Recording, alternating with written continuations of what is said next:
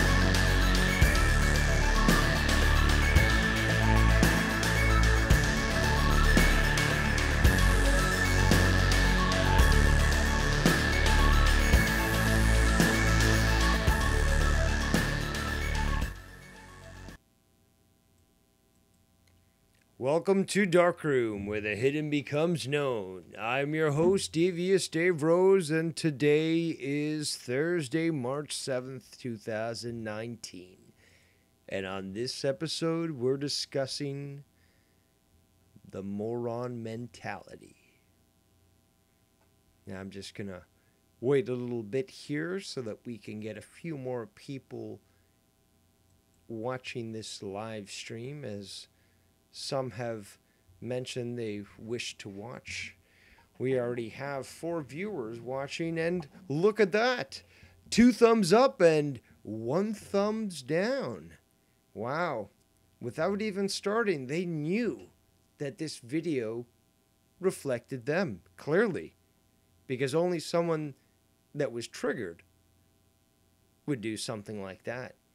And I think that's a great way to start this episode, because this is something that unfortunately many people do not want to talk about.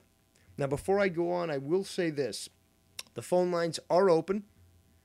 Stay on topic, keep focused, and you can say what you want. So I will take calls throughout this episode, and if you have something to add, even in the chat, I encourage you to do so. So, let's get to this whole thing here. The moron mentality. Now, we've seen this for a long time. We've seen this, I don't even know for how long, how I can categorize this. But it is so easy to influence people, whether it be through emotions, whether it be through some sort of bribery, but material possessions, for example, power, influence, these things easily affect people and allow them to be easily manipulated if you know how to do so. When it comes to this moron mentality, these are individuals that essentially choose ignorance. Now, ignorance is not bliss. It is a crime not just to themselves, but to others, because willful ignorance is criminal. If you are aware of a topic and then choose to ignore it, whether it be due to your apathy or complacency, that's entirely on you. But more importantly, your decision now affects other people around you. You may wish to see your own destruction, but to encourage that for others is not acceptable. I'm just going to quickly refer to Jesse J there in the chat. You can call in and speak about anything that you might desire. But going back to this here, this topic of moron mentality, let us consider where we are right now in 2019. I think this is extremely important. We live in an outrage culture. People essentially have this infantile mentality, the mindset of a child. They're basically emotionally stunted, and you see this with people in their 30s, their 40s, even in their 20s. They act like children. Absolute spoiled, entitled children. And now, maybe you might even remember seeing children in the supermarket having tantrums, and their parents, rather than disciplining them, acquiescing to their wants and desires, giving them whatever chocolate-covered treat that they're demanding, but never exacting the discipline that is required in a society. This is a society where we have participation trophies. We have essentially no losers. So everyone's a winner. And you can't affect a child's emotional state. At least this is what the cultural Marxist pseudo-psychologists try to say. So you have these little children who had parents as friends rather than parental units. They can't take criticism. There's been many documented cases where they've gone to job interviews with their own parents and essentially have demanded to be employed. Now, are the boomers the problem in this whole situation? The boomers being the adults and the parental units that have birthed these excuses for individuals? Well, that's a good question.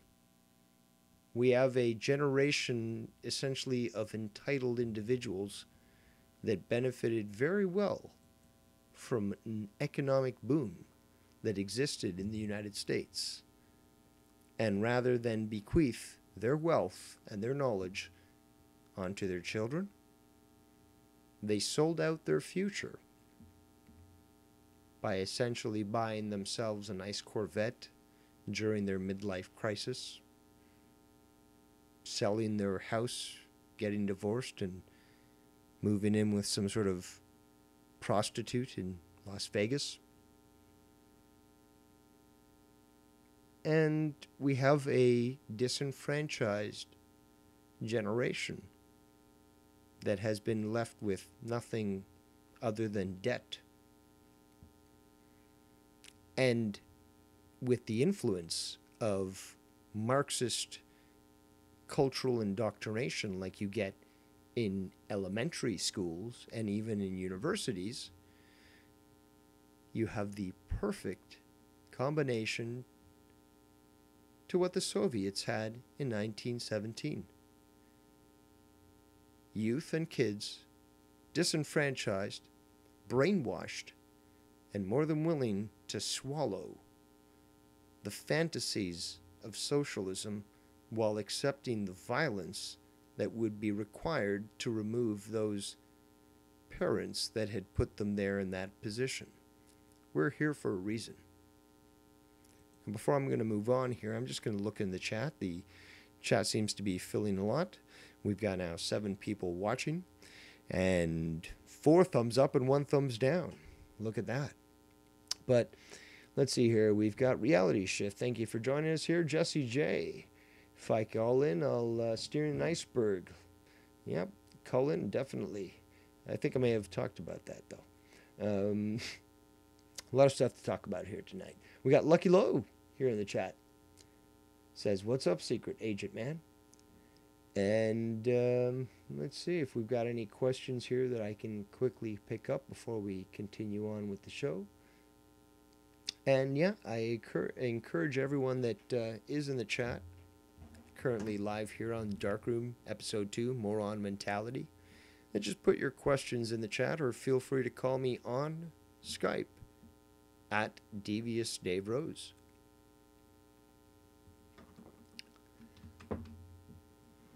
Now, I think it's important as well, extremely important, for us to address the fact that this is not something that is just an episode to bitch, okay?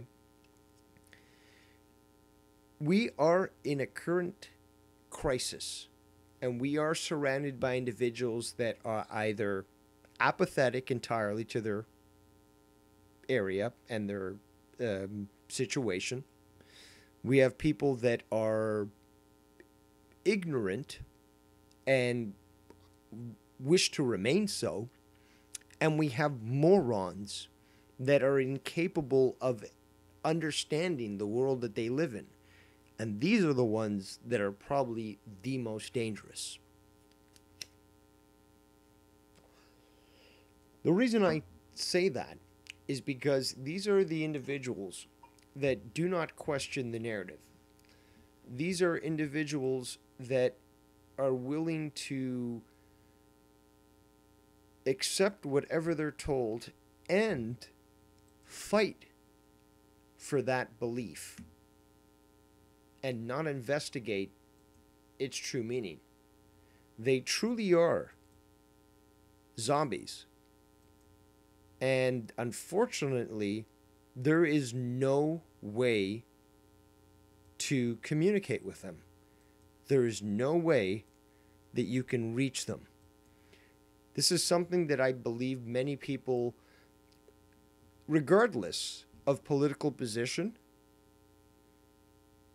have to understand, is that there are certain individuals that you cannot reach, that they aren't willing to discuss things in a logical manner.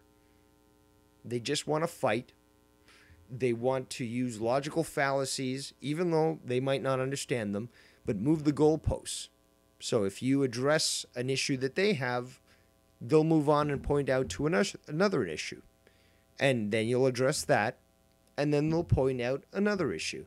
And on it goes. There is no desire to reach a compromise, to reach a peace. The only desire of these individuals is either constant war, or that you bend the knee and acquiesce to their beliefs, no matter how ridiculous that might be. Like, for example, a man born with a fucking cock is a woman can demand a pap smear, despite the fact they don't have female parts, and claim discrimination when it comes to be able to go into a change room at a public pool. There are so many examples where people want to refuse to accept reality, and this isn't just a desire to live in a fantasy. This is the moron mentality. These are individuals that for some reason do not have the intellectual capability to understand basic logic and reason. And again, I say, despite the fact that you might have people on either side of a political spectrum that might not agree, you can have them meet nicely at a debate to discuss items and conduct themselves in a reasonable manner. These people I'm discussing aren't those. These people would rather hit you in the head with a bike lock, like Eric Canton did in Berkeley, or a recent issue where a conservative who is just out there supporting his right to free speech was physically attacked on the campus of Berkeley because of his beliefs. And the funny thing is, you have leftists coming out left, right, and center defending and excusing these sorts of acts. Now, that statement alone does not excuse anybody from the right, because very fractionally, there have been a few instances where there has been violence instituted by people on the right, whether it be in rightful self-defense or not. Okay, so we'll keep that on a side because that's a big issue. That has been done. But 99% of the political violence that has occurred since about 2015 has been towards those that disagree with the left. Now, think very carefully about that. Disagrees with the left. That's not saying a libertarian who's in the center who think you should be able to own a M60 machine gun and fuck prostitutes with coke in, Trump hotels. I don't know. Or people on the right who think, things should be a lot more conservative. And again, there's a lot of people on the right, and it's a diverse right. A lot of different people think different things. So whatever they might believe. No. If you're not hardcore with the left, as somebody like Alexandria Ocasio-Cortez has shown herself to be, or even Nancy Pelosi, you're considered an enemy. Now, where else in history has that occurred? Think about it this way. Despite the fact that you supposedly live in a society where free speech is admired, why is it that those that don't believe with what you're being told by a particular political party makes you essentially an enemy of the entire country, despite the fact that free speech is supposed to allow you to voice your concerns and perhaps even meet a compromise? We're getting to the point now where things are getting extremely violent. And going back to the moron mentality, there are many people that choose to ignore this, and they don't want to accept the fact that we literally have a war that's going on against those that refuse to accept what the status quo is about. Now, we did see this many times before, even with, for example, as recently as the election of Barack Obama or George Bush Jr., you had actual large protests going on, and those were never covered by the media. Why? Because the media, especially now, benefits from being a mouthpiece for the government. They're essentially a fifth column. They're there to institute the rule of the government, and the more that they lap up to that government, the more that they get treats and more funding. Now, before we move on, I'm just going to take a sip of my beautiful amber beer, but I'm also going to read into the chat, which seems to be quite active right now, with many people typing their thoughts.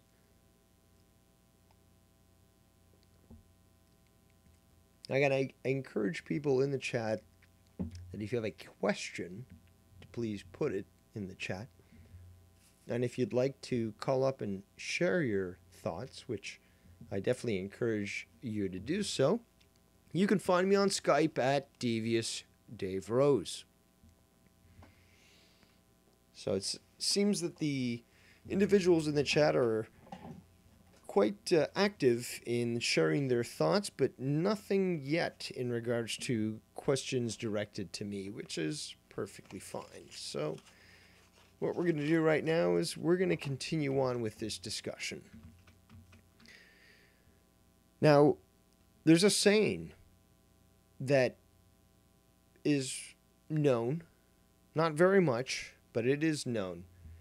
And I think it's very important to share with people that are listening right now. I know that I only have 5 people listening, but if I even reach one of you, I think it's worth it. Hard times create strong men. Strong men create good times. Good times create weak men. Weak men create hard times.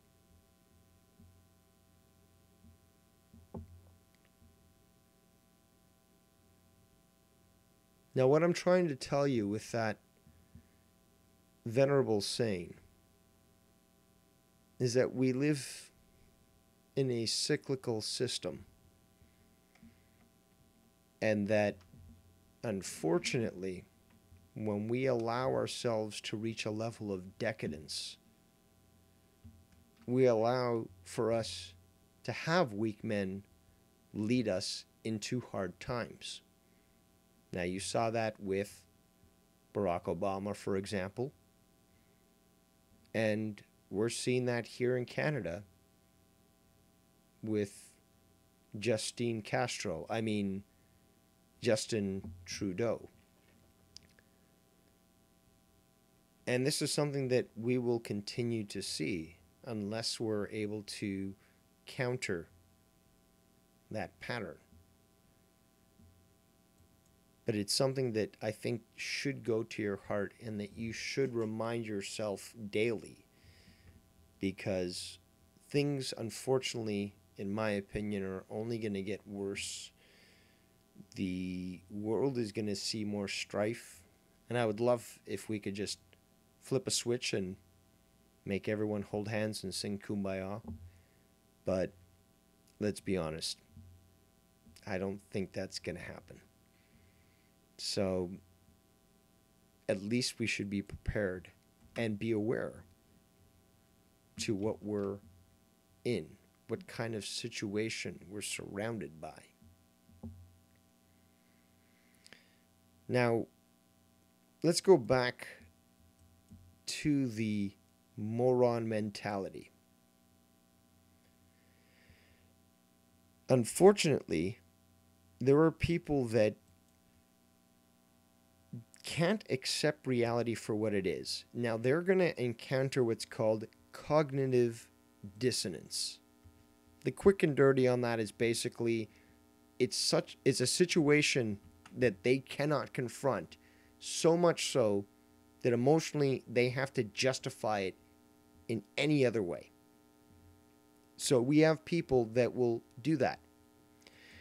And these individuals show symptoms of paranoia. They show symptoms of narcissism. And they show symptoms of sociopathy. Okay? Now, there are so many instances that you might even find in your regular life of people showing these symptoms, but not necessarily in a over-the-top state. But, for example, if you're having a conversation with a friend and you have you make a statement where they say, "Oh, are you talking about me? Like, are you insinuating that was about me?" And you literally had no thought about them. That you're just basically making your argument. That's a paranoia level, and that's also narcissism. So again, a self-centered ideal that you believe that you are viewed as something special, and that you have to defend yourself for that. This is the same sort of mentality that you see with SJWs, social justice warriors. Oh, we've got a call here from Jesse J. Thank you so much for calling here to the Darkroom, Jesse J. But before we go on, I just want to talk to Mike Turner there in the chat, who has a bunch of Zs, as it's properly referred to, as you Americans might say Zs, saying, I guess, insinuating that this is boring. Well, let me just tell you, Mike Turner, I don't very much care to acknowledge your idiocy, so I'm just going to click on remove, and there you go. Thanks for joining us. Have yourself a great night. Jesse J, thank you for joining us here on the Darkroom. Hey man, fucking oh, by the way, your Skype picture just had me laughing while I was calling in the fucking empty sympathy. Yes, that's something many people have been telling me they like, and not trying to be too negative or anything, but we all reach that certain point where we get a little fed up with the fact that, and I think that's a great point that you're bringing up, very synchronistic, the moron mentality. We have to confront these individuals time and time again so often in our lives that at one point you have to be willing to just say enough is enough. This is just too much. You individuals are just morons and you need to be called out about it. Now, Jesse, you're a very insightful individual and I do respect what you have to say. So why don't you tell me what you would like to say while I mute myself? Well, I guess to go on what you were talking about a second ago, like you kind of have to let them just kind of be. I don't know. I kind of think you need some people to be resistant to change and to be resistant to really, I guess that's it, to change, because that's really what all people are afraid of, right? You know, like you were saying, don't mute yourself, asshole. It's gonna make this weird. No, Again, I've got a problem with filibustering and interrupting people, so I just want to mute myself while you're talking. No, it's cool. I don't know. It goes in, kind of ties into what you were just saying about like your picture there. Like there comes a point where you just run out of, steam for trying to. I don't want to say change people. It's not that, but it's showing people another way. Giving people maybe some influence, whatever. But it only becomes tiring if you're like consciously trying to maybe open up people's minds. Very good point, because I was just about to say is that for those that don't care, don't give a fuck, they don't expend energy on this. It's those that actually care that are drained from overextending themselves to try to help others. No, yeah, and well, with me, I don't know. I don't like to waste energy in that way, but I like to, unless it's really, unless you know when you kind of meet somebody or you know somebody and you just know they're kind of just in a rut. You need to kind of stick with them, and they'll get like that's the only time I like to kind of keep putting my energy into it. Otherwise, I just kind of let them be, because I look at life as like you kind of need resistance in order to have life. Life's like a dance between like novelty and like routine. Now, I'll tell you why I have to disagree with that, is that when I see truth, when I see people trying to push an untruth, I should say, I feel it's my responsibility to defend the truth. And it's, not everyone does this sort of thing, but I just believe that with great power, power's knowledge, comes great responsibility. Now, if you're aware of something that is different from what somebody else is postulating, I think it's, and you care about the topic and you care about the truth, then I think it's your responsibility to attempt to correct that fallacy. Now, again, I don't see myself as a guardian of truth. I just feel it's sort of a duty that we might have to to sort of interject when we see something that is just not correct, that somebody is attempting to use to, control their narrative and keep people ignorant. That's my problem. Is that knowledge to me should be available to everyone, and whether it be in a library or in a vault, like that belongs to humanity. So Yeah. I'm very strong in that sense when it comes to sharing this information, and when I see that information being skewed, I just feel a necessity to interject. And I'm sure you've seen that with other shows that I've been on where I just have to call in and share Yeah. my opinion. But Well, there's different layers to this. Like it's interesting, like you're saying, like that's where you're compelled to kind of jump in. Like that's where it sparks you in your heart, and so like for me, I guess I'm more inclined to just put so my thoughts out there or different ways of looking at things, but I'm not going, hey, this is what other people are saying. This isn't true. This is more true. Like I'm not splitting hairs or any of that. I'm just sort of giving people a way to go where it opens up their mind all on its own. They're not even maybe. I guess I'm not explaining this right.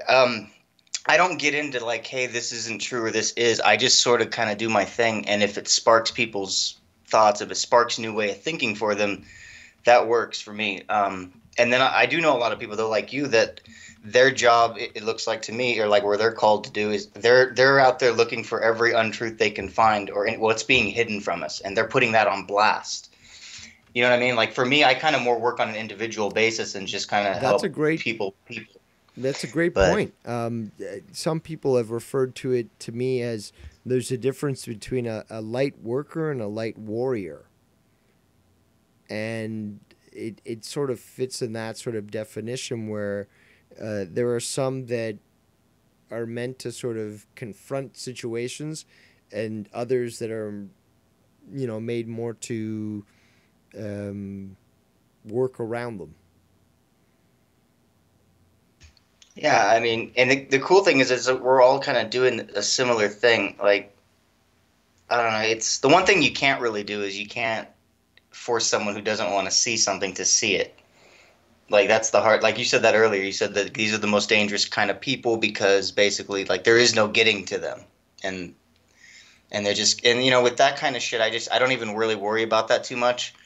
I guess but I do think there's a place for it though. There are people that should put their energy into that because it's like if you chip away at something long enough, you're going to get somewhere, but it's not for everyone to do. You know what I mean?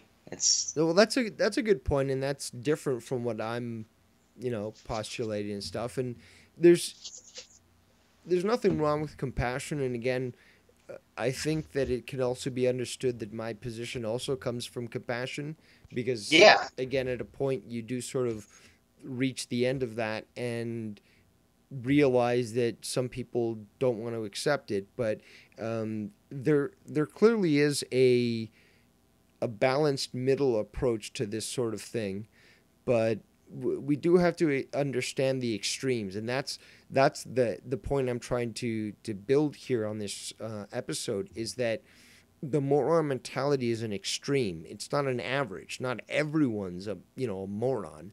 But the morons are the ones, those with the moron mentality are the ones that scream the loudest, that make the most noise, that distract from important issues.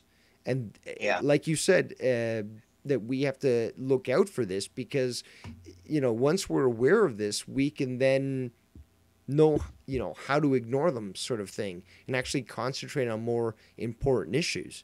Now, I just want to quickly add is, yes, this episode and the previous 3 have been a little bit, I guess, depressing or a little bit more red-pilled and based, but it's not my intention to force you into depression. There's a few topics that I need to discuss, but there's so many other topics that I want to discuss on Darkroom that, are a lot more positive. So don't think that this is setting a precedent to where the direction of this channel. So sorry, Jesse, go on. No, no, I was just kind of gonna say what you were just saying. Like, I can see what you're doing because it. Anytime that with growth, or you can say in spirituality, whatever, it has nothing to do with that. Just in life, anytime there's growth periods, anytime we're forced to look at something we don't want to look at, we don't want to feel, we don't want to think, we don't want to revisit, it's not fun and it's not enjoyable. And it's like you were saying about these episodes, it might get a little depressing, it might get a little rough, and you just have to kind of go through that, and then there is more layers to be had from it. But you truly are an empath, because you're reading exactly what the purpose of the show is to again, the dark room. We're exposing the light in the dark. Essentially, we're giving you that opportunity to hear about topics that most people might dismiss, but here you're not being judged about it. And and it's so important about being able to share this information. So what you're saying is just totally hitting the nail on the head. Yeah. Now the next show, well, you just got to get the morons to watch. Well, I feel like that. What? But that's the thing, though. I've tried to use this strategy for a long time. It doesn't always work, but it works when it comes to finding individuals that I share a like mind. That I try to shake people out of their apathy. So I do it in a violent manner, and I confront them with things that they might not like. But it forces them to not only react in a manner that they have to, look at this information, but also acknowledge me as being the person that brought that information to them. So, and again, it's not done out of hate or anger. It's done out of a desire to share knowledge. Dude.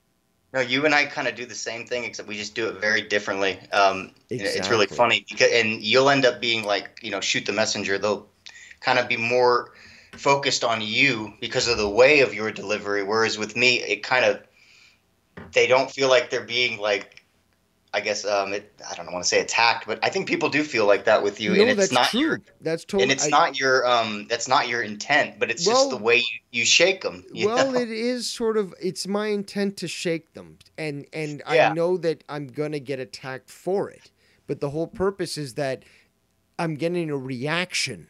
And I think you've talked about it a lot, about that, is just that if you can at least shake somebody out of a stupor and get a reaction out of them. I mean, so many people live in this sort of zombie-like state where nothing sort of makes them react. And if I can at least get them to start acting human again, to start to feel, to decide what they think is right and wrong, whether they agree with me or not, that's the goal, is to get people to shake off those cobwebs, to start to think and feel. And and then their next step is basically to basically realize you're the messenger, but you're not even that really. You have nothing to do with it. They're supposed to take the information. Why is it that they're getting angry? Why is it that they're upset? It has nothing to do with you. Barely has to do with what they've been told. It has to do with something they feel and think inside that's being I wish challenged. People realize that, because again, when you get confronted with a situation that makes you uncomfortable, that's the thought that people need to have. Yeah. Why am I feeling uncomfortable? Not why is that person making me feel uncomfortable? It's like, hold on, what is it? Is it a word that's been used? It's a symbol? It's a phrase? It's a person? Like, what is it that makes me feel this way? Because I don't need to have that power over me. I can move on. I don't have to be a slave to some sort of fantasy. I like it you said fantasy, because that's all it is. Like, I've been looking at stuff about this recently, and it's like when you see a word and it upsets you, and you may or may not know the person that wrote the word, and maybe you do, and maybe that adds to it, maybe it doesn't. But it's like, why are we being upset by basically an illusion?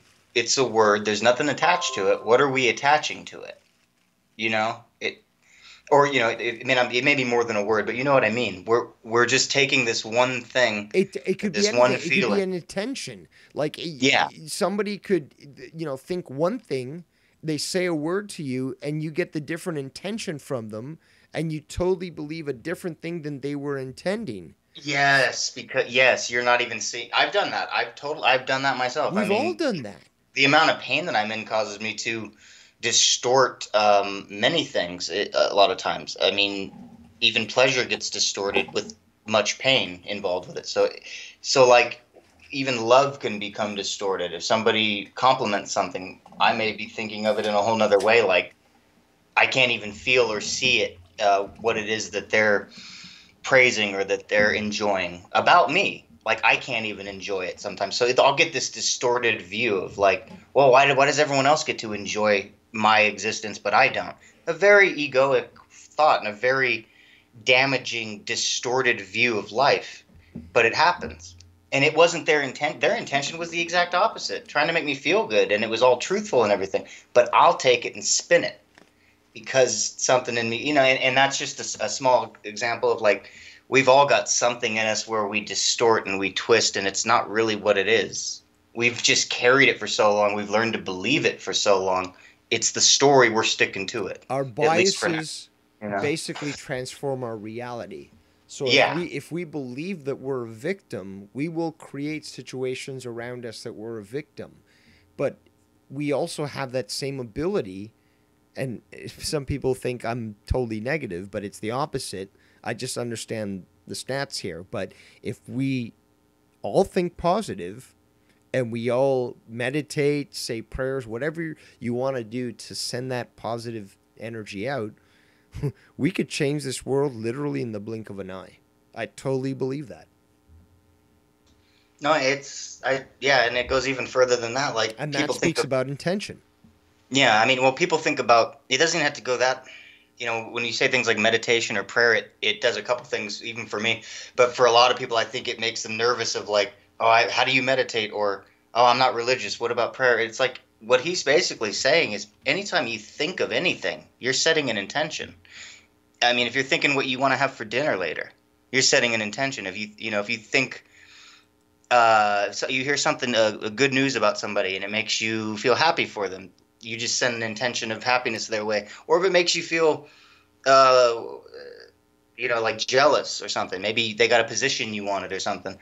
If that's another intention. You're sending it out and you're sending it in, and it has nothing. You don't have to meditate or pray or any of that. But if you just realize that every thought you hold and every word you say holds tremendous power, and I'm learning this myself. This isn't like some shit that I can talk about these things. We can talk about these things as if we know them ourselves, but we're involved in this struggle just like anyone else is. We're all learning this together, and like if we can just learn what power that holds, you're right, Dave. It will change everything. Absolutely. Now, Lucky Low actually mentioned this a little while back in the chat, but I want to mention this here. He said, Dave, wouldn't you agree that if people choose to not believe in violence and destruction in the future, it shouldn't affect their intelligence level?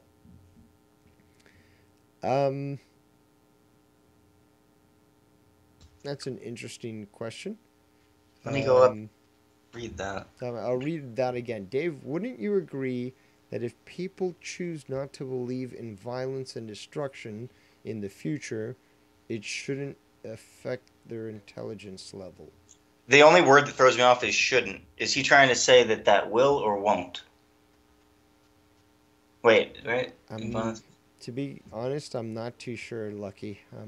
Yeah, that word threw me off a little bit, but I'm interested in what he's getting at for sure. Because it shouldn't affect their intelligence. Wait, if people choose not to believe, it basically saying if you ignore it, is he saying basically that'll do you harm in its own way, like you were saying, ignorance isn't bliss? Well, that's a good. I mean, if that's what he meant, then that is a good interpretation, Jesse. Is that if you do ignore it, it makes it worse. Like, yeah, I mean, we're not all going through like third world problems here, like anyone but we all got our issues. But we all are aware. We should become as aware as possible of what other shit's going on in the world, what other suffering is occurring, what violence is happening. even if it's not right in our backyard, because that's an important part of empathy and about just in life in general to know it exists. That, I mean, I don't know, man. I don't know if that's what he was getting at. He'd be like, no, guys, it's not any of it. Now, I know that we're going on a positive route here, which is always a good thing, but the intention of mine with in regards to this episode with the moron mentality is to discuss how even topics like we're discussing right now about positivity, about being able to change that mindset in humans, the moron mentality will try to shut that down. It'll try to dismiss it like hippy dippy, new age stuff. Yeah. It'll basically just ignore anybody that has ever shared that sort of opinion and then try to paint them as some sort of crazy.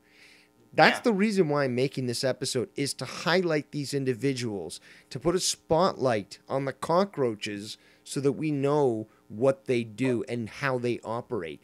And I'm the type of person, and I'm not claiming myself to be a saint, that I'm willing to entertain any sort of theory. You think we live on a flat earth?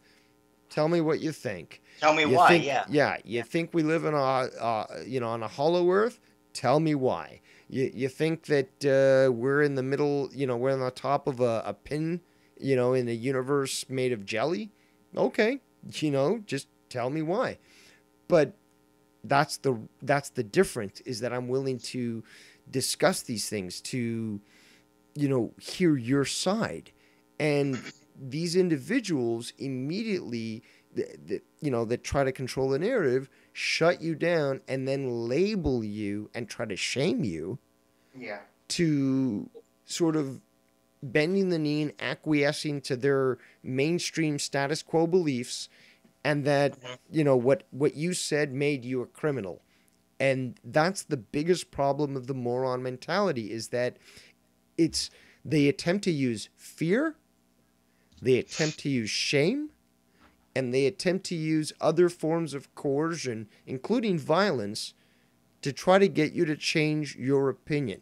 What do you think about that, Jesse? Like, I know that you're not big into the politics and stuff, but I'm sure that you've seen that there's been a lot of violence towards certain individuals only just because they shared their opinion, whether or not it was agreeable. Well, I mean, I was going to go, I mean, you could go political, or you could even talk like, immediately I started thinking of things like ancient aliens, like why, if they want it to be dismissed, throw some aliens on it. Even if there's a lot of truths in there, just make it about aliens. It'll make it so it's not really going to be believed. That's a good there's that route.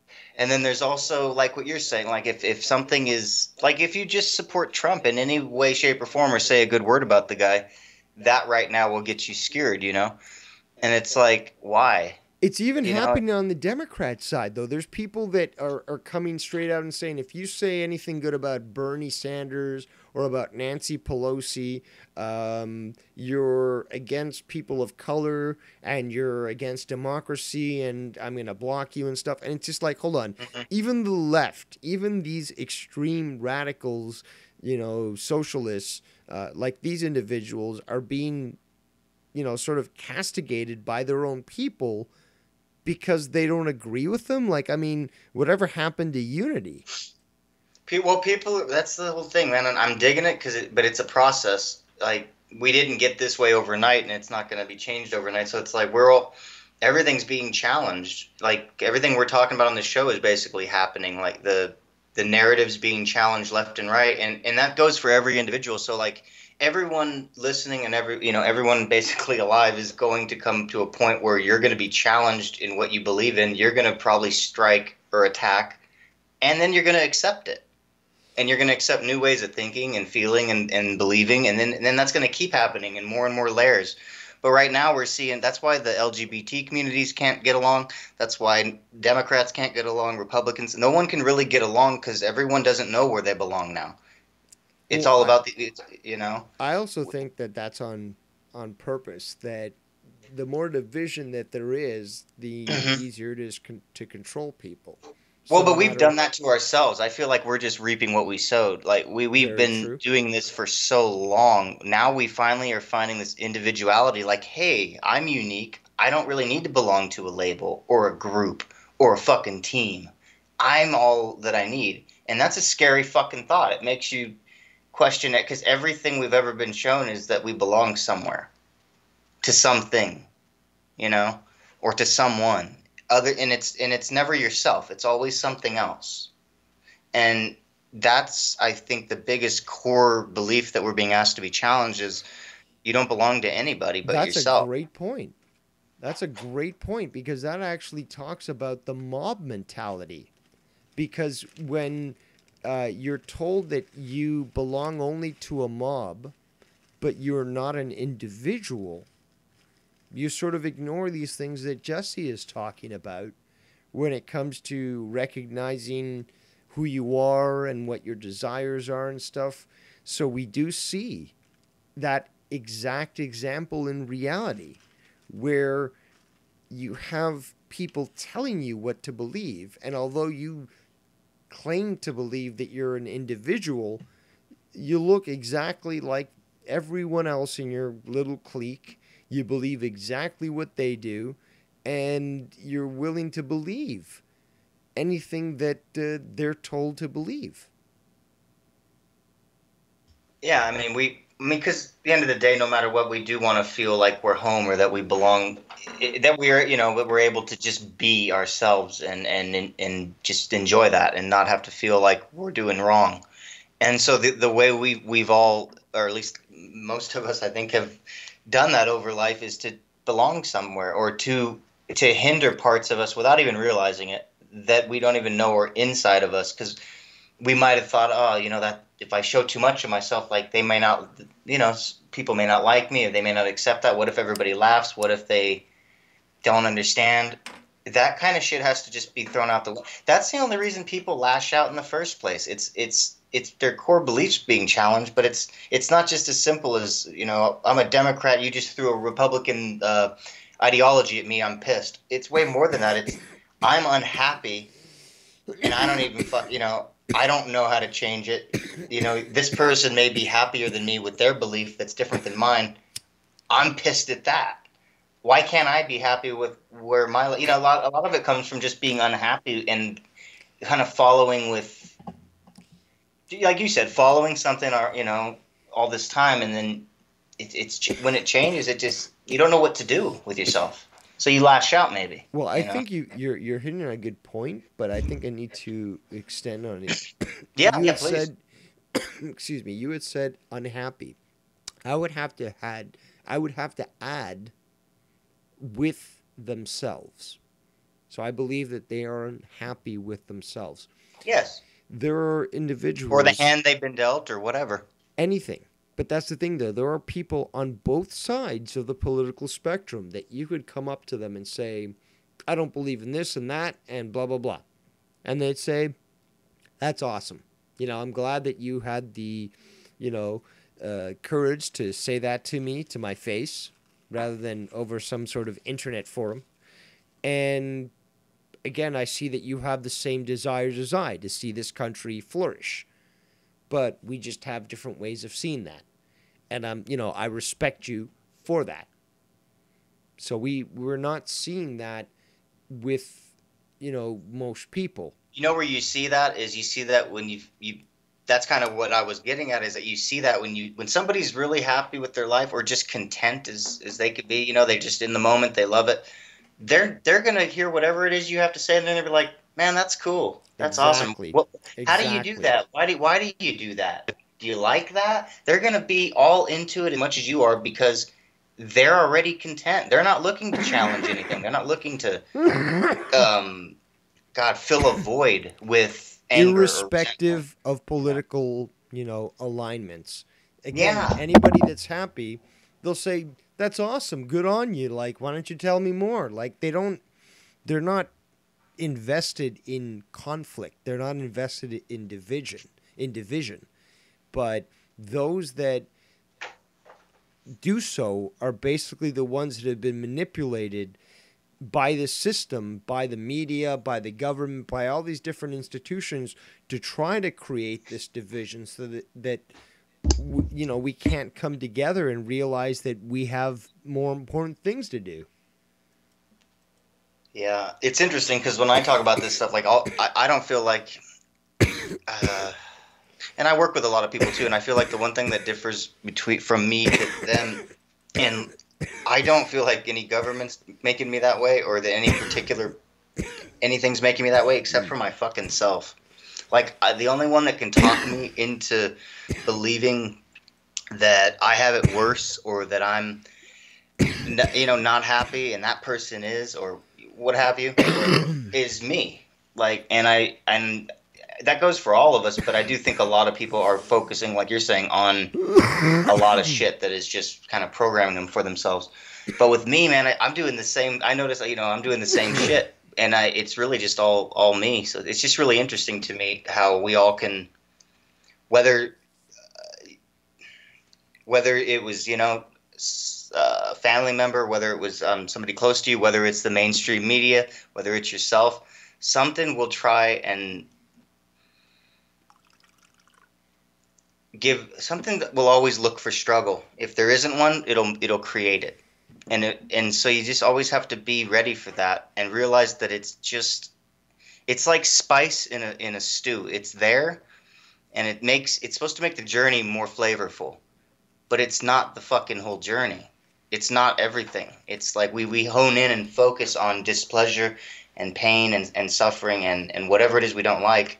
We forget that that's just a nuance. It's just part of the spice. It's not really the whole dish, And that, I don't know, I think that's kind of what this is all about, is learning to enjoy this entire journey layer for layer, what it all is. And there may be parts you like more than other parts, but to sit there and hate one part of it, that's just not going to be good for anybody, right? I mean, it'd be the same if you just sat there and loved something constantly. All you did was love it. It was just happy, happy, happy, happy. Well, okay, this is getting pretty boring. Is there any other notes to this? Is there any other flavors? Is it always happy? What about some sad? What about some fucking anger? So, like, you don't want to just go one way anyway. This is all, about accepting the entire spectrum. Yes. Yeah, spectrum. Thank you. Of life. That's the thing too. That I agree with that. Is although we should be viewing things positively, we have to understand that death is inevitable, for example, and that people that we love will end up leaving this plane of existence. Now, it's up to us on how we react to that. And yes, it might be a very strong emotional effect that it might have on us, but if we also value that individual and what they stood for, we'll also try to stand proud for them and try to be strong for them, because that's something that they would probably want us to do. So it's important, I think, that we understand that we are in control of how we respond, despite the fact that we are individuals that are emotional at times and can react irrationally, but we have that power to decide how to react. We don't have to have a moron mentality. We can choose to rise above it.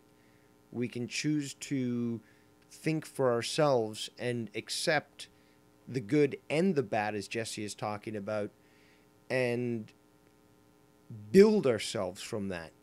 Because without experience, we never grow. But without loss, we'll never learn about gain. That's just life.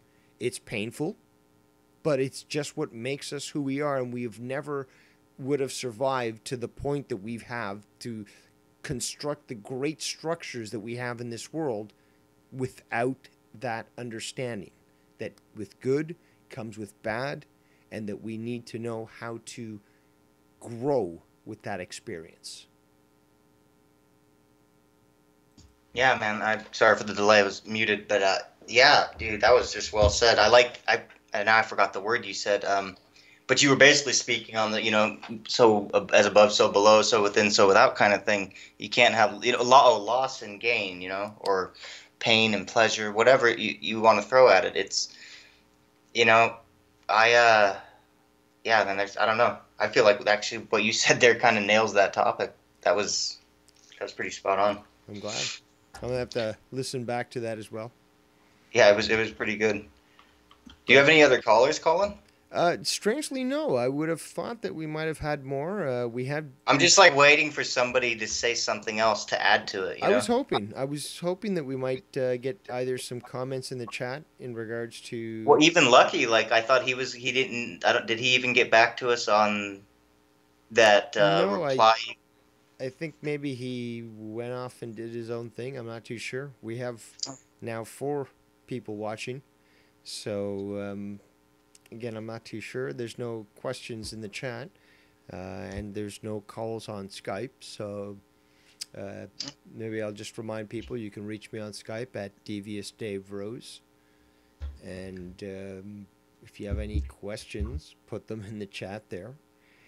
But I definitely am enjoying our chats. I always enjoy our chats, Jesse, but you have added some great things about this because it might appear that, again, that my discussion was a negative one, but I think that your addition sort of proves that it wasn't, that you added to the fact that there is the positive to the negative, and that we just have to understand that there are both sides.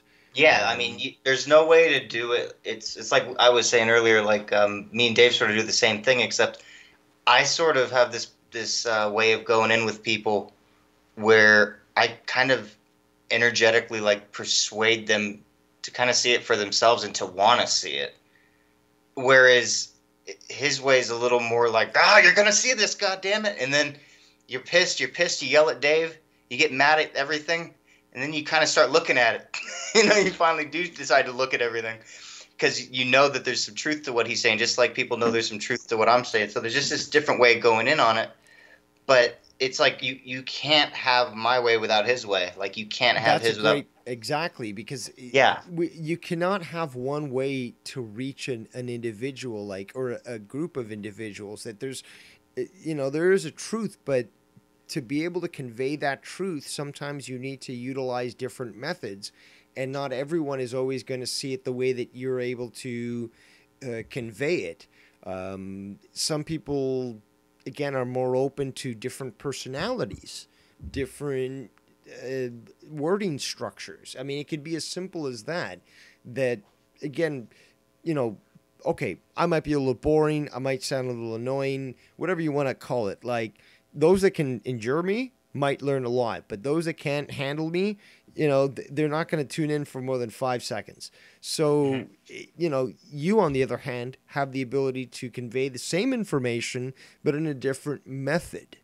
So, again, our goals end up being the same. It's just the way that we execute that information that will attract either one group or another. But because our goals are still the same, it doesn't matter. We're still attracting the group that we want to be able to get that information. Yeah, I mean, I think Joe said it last week, which I really liked it. He said, it doesn't matter if you're going left or right, you're still getting on the highway. And it's like, that's kind of what we're doing. We're laying down a stretch of highway, and it's like, well, they can go this way or that way. Either way, they're going on a whole new road they haven't traveled yet. Maybe they like your way better than mine, or whatever. Maybe they go for both.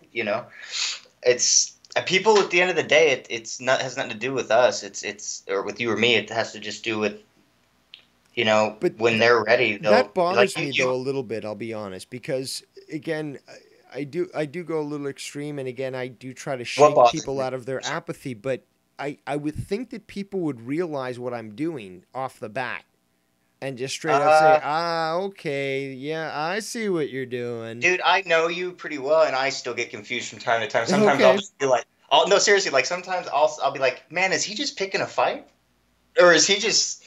Like, I'll even be like, because it's the way you will just literally, it's that Aries, man. You're just vroom, like a fucking, like a wildfire. You're ready to go.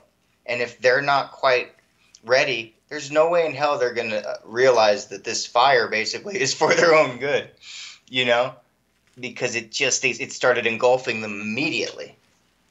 And whereas here, great example, like you're an Aries, right? I'm a Pisces, which it kind of speaks on this whole thing. Aries starts the entire zodiac astrology basically, and Pisces finishes it, and then it restarts again. So Water and you fire. know, so you have the fire, right, blazing the trail, and then at the end of the day, you've got the watery kind of go with the path of least resistance, which is why I'm able to kind of schmooze in and kind of, yeah, kind of just talk to people, and they end up doing everything I wanted them to, or that I was kind of putting out there for them to do, and they don't even realize that it's been done that way. They just realize that all of a sudden it's happened. With you, it's so in their face that, oh shit, I'm being asked to change right now. I never really, they don't feel that way. That's all it is. It's just a little bit of a difference, but we're on this same, it's like Aries Pisces, right? We're still part of the same, it starts and ends astrology, but there's all this stuff in between. And you have to have that kick, that fire, that ignition to start something, right? And then when it's done, it can kind of rest easy and fade away and kind of relax itself until it's time to vamp up again, So because people can talk about being woke and all this stuff. I mean, awakenings are forever. You'll forever be challenged in life. There's no such thing as a midlife crisis. Life's always going to throw a curveball at you, and it could take years, it could take months, weeks, days, hours, however long it takes. But it can keep you down for longer than it needs to. Is my point. It doesn't always have to take years. It can take, I'm learning to turn it. That saying, sorry to interrupt you because you're on a great roll here, but like that saying should be on a T-shirt. Life is always going to throw you a curveball. Yeah, always. It really will. As soon as you get comfortable, that's when life puts the foot out in front of you and trips you and goes, don't forget. Because I noticed that as soon as I can sit here and say like I'm never comfortable. That's on a physical sense, but when I start getting like comfortable with how things are going and it on other levels where it's you just know what you're waking up to, you know how things are going, and you got a rhythm going. That's when life will try. It'll just it's like when you're playing music or something or just anything. It'll hit a sour note or it'll change. It'll change the tempo of the music. So you've got to go, oh shit, we're speeding up now, or we're slowing down. What's going on? Exactly. It's going to do that. And here's the thing, though. If you are aware of that, when life does try to trip you up and you dance over that trip attempt and you look back at life and you smile and you say, haha, I saw what you tried to do, you realize it's hard to explain because this has happened to me. It's like you realize that you have more control over life than you might think.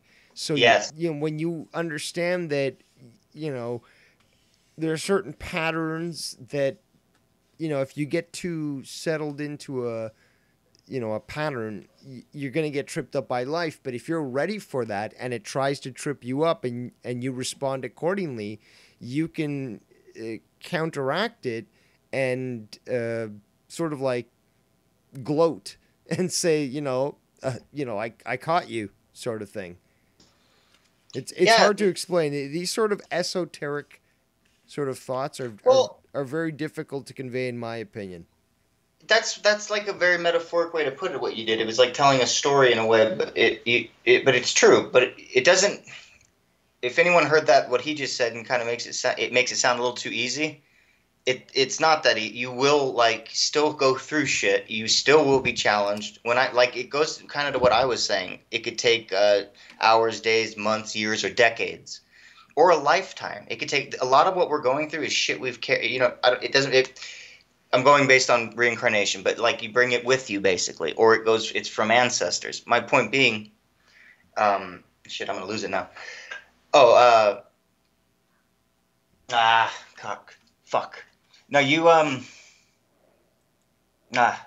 okay, so you will be challenged, right? But if the longer you sit and you let it fester and you just go, like he said earlier, you sit with that victim mentality and you just focus on the fact that, it's not going right, it never goes right. This is the same shit, the same patterns that I've gone through before. That's the key word there. We never look at it that way, but it's all patterns.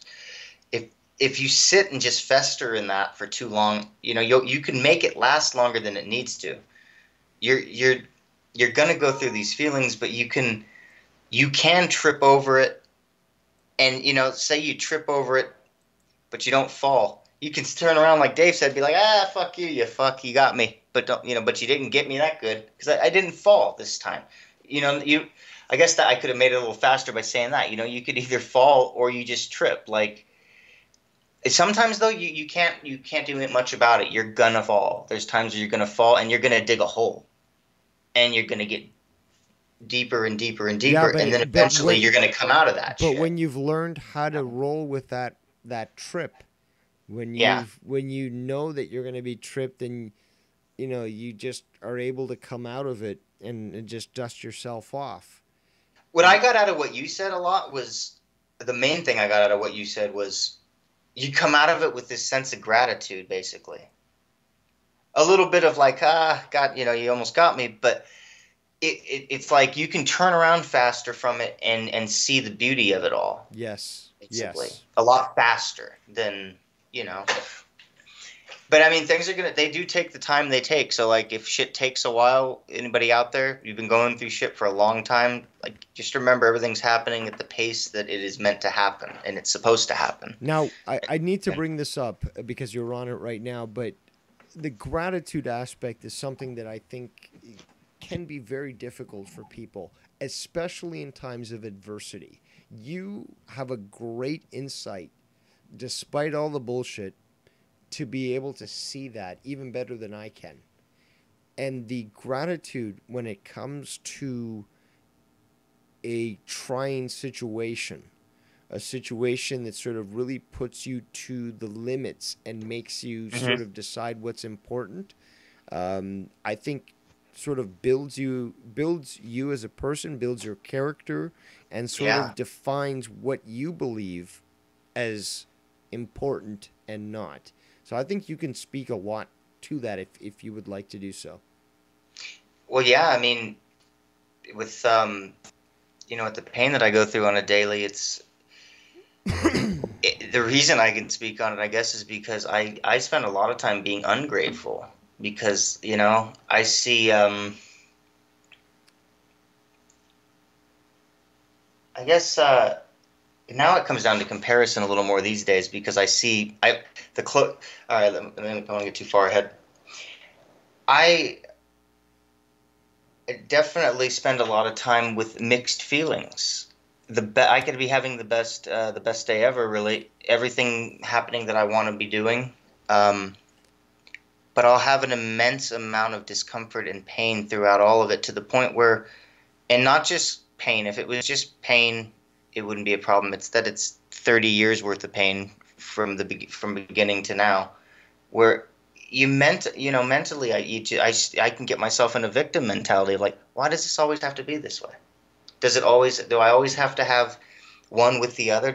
Can I just enjoy a moment, or can I just enjoy that? Do I have to get everything I want? But the caveat is, I've got fucking more pain than it's worth at the time, or whatever. Or when I'm not feeling so bad, nothing's happening that I want, like, I can start going down this rabbit hole of just self-pity and just wanting to basically be dead, wanting to be done with it. And we all go through these phases at some point or another. It doesn't matter if you've ever had that thought or not. We've all been pushed, like you said, Dave, to your limits, to your very limits of what you can fucking handle. Where, and yeah, I deal with that pretty much on a daily basis. And it does give the beauty of that. So maybe this will help someone out there looking at their own shit to look at the beauty in what they're going through. Is that I can sit there and talk with someone or whatever, and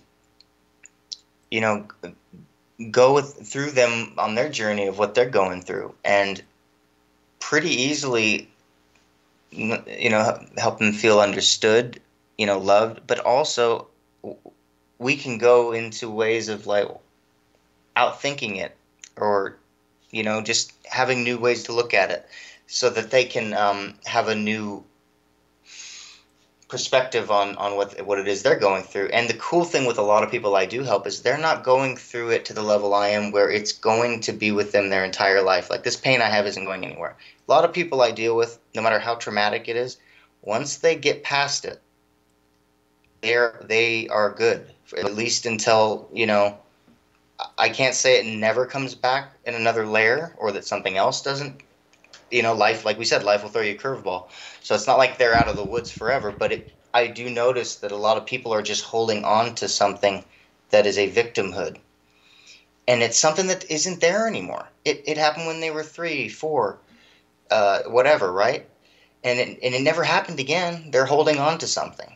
And what me going through what I go through on a daily basis, feeling ungrateful, going through every spectrum of emotion and everything you can think of, and thoughts, I can go and help people like that, and I can do it very well, and I can reach a lot of people. And and as far as I'm concerned, you can't do those kind of things. There's a lot of people that can do that, but all of those people have had struggle to a level that you can't do it without experience, is the way that I'll put it. Unless you've really lived a lot of it. I mean, to the point of death, constant. I mean, a lot of it. You're not going to be able to help people to that level. And the universe wants that. Like, life needs that.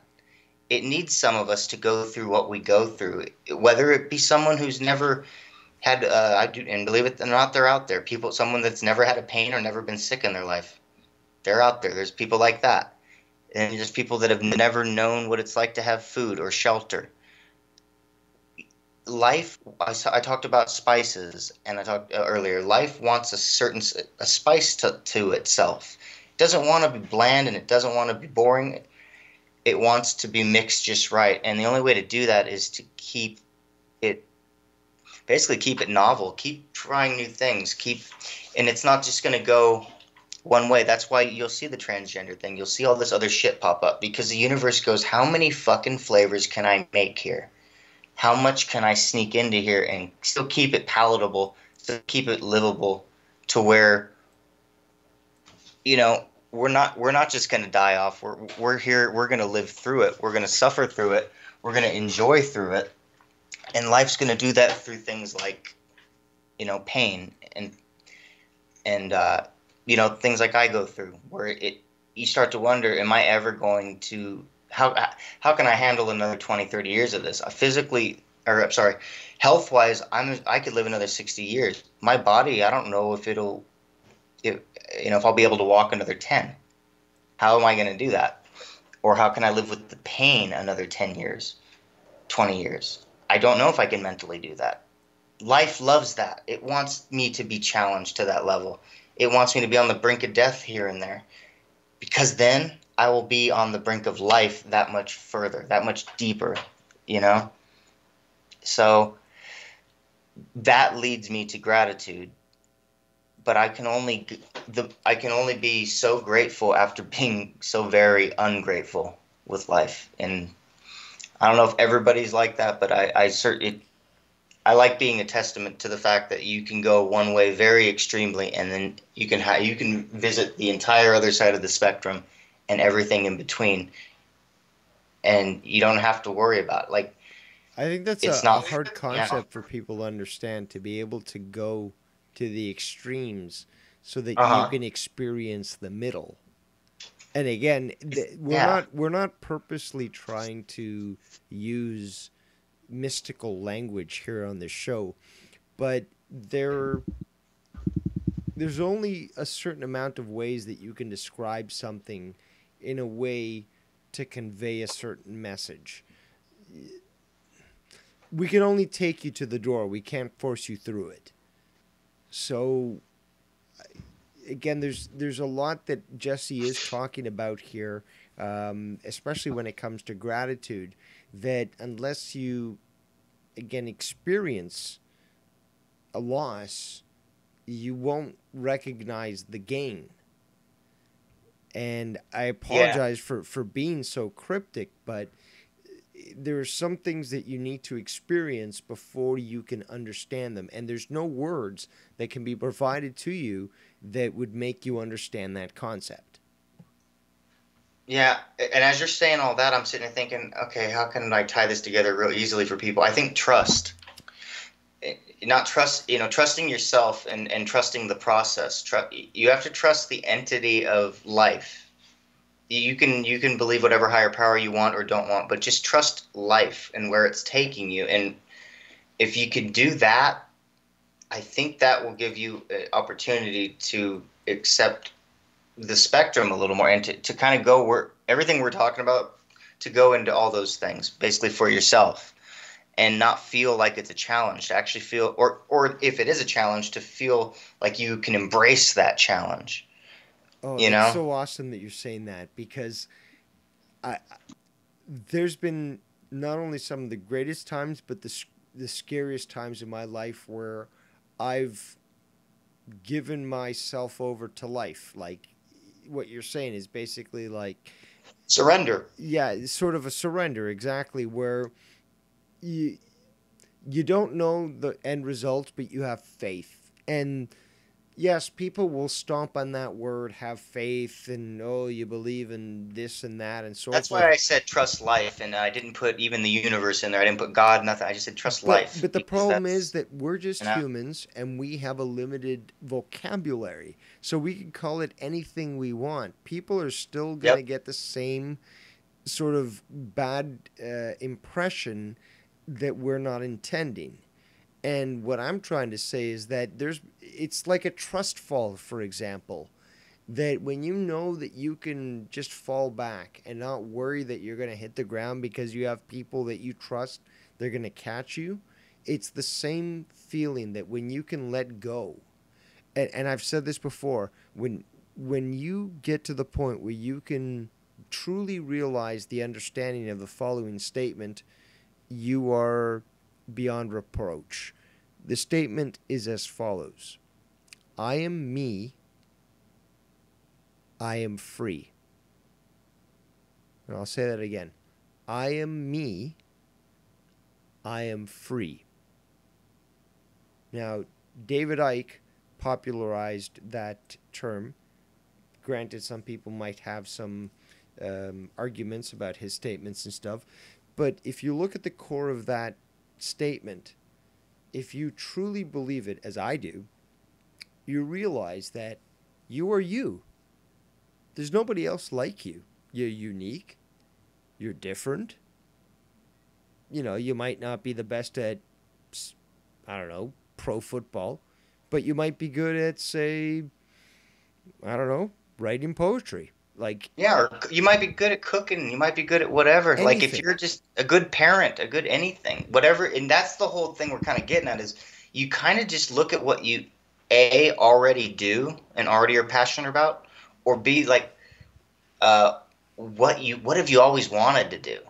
What's that kid in you saying, I'd really like to do this? Not what your job says you have time for, not what your family says you have time for. Like sometimes you have to tell those things, okay, I'm putting those a little bit on the I need to put myself on the priority list here. Yes. And you need to see where that leads you. That might lead you places that are a little scary, where you start going, well, what about my job? What about my family? What about this and that? How am I going What to fit about all what this people in? think about me? Yeah, whatever. Like you'll think of 1,000 reasons not to do it. Listen to the reasons to do it, even if it's only one or two. Listen to what those reasons have to say, not the other reasons that are just trying to talk you out of it. Because those reasons are egoic, and they love. And there's nothing wrong with the ego. We need it, but they want to keep you in that comfort zone, keep you safe, and keep you secure in whatever it may be, victimhood or just your routine. Look for the novelty in life. Look for something that's new and fresh, and learn to make that part of your routine. The trials that we You know? face in our life actually make us better people. And Yeah, when we face tribulation, we can come out of it learning from that experience. And when you come out from that, if you have the right mindset, you do have that appreciation and gratitude towards being forced into that conflict so that you could come out being a better person. Yeah. And don't get me wrong, guys. Like I can't stand it when like, and I know some people, and they're great, and I love that they're able to live this way. But I can't stand someone who just constantly, they act like negative shit don't happen. You know, they live on a sunshiny, rainbowy cloud, and I love them. But don't think that it's just going to go from one extreme to that extreme, because that don't work for everybody. A lot of us need to feel all that middle ground music. Did you cheat and look at my list here? You know, from 5,000 miles away or wherever you are, because that's you got Rainbow Sunshine people on there. That's something I was going to talk about. In sync, brother. Just basically this. Sorry, what were you saying? I was saying that well, you know, for the most part, like, I think a lot of people do look at it in ways of black and white or extremes, where they think, because they might see people that are kind of happy with themselves, or maybe on a spiritual route or doing whatever, and it's like, some people will kind of act like negative shit doesn't happen. That's what I wanted to talk about. Thank you. Yeah, Thank you. And okay. Okay. Yeah, yes. So totally. That's the point that I had here. I just found it. Ignoring the negative, like life, as we just talked about, life is life. There's good, there's bad. We have to go through it. We get better from going through it. But there's people, the moron mentality, that choose to ignore it.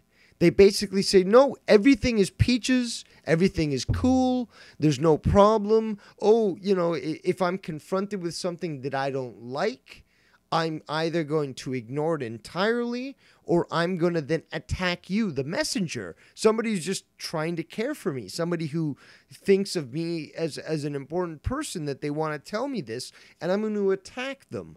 So this is the mentality of those individuals that don't want to accept that there is negative to the positive.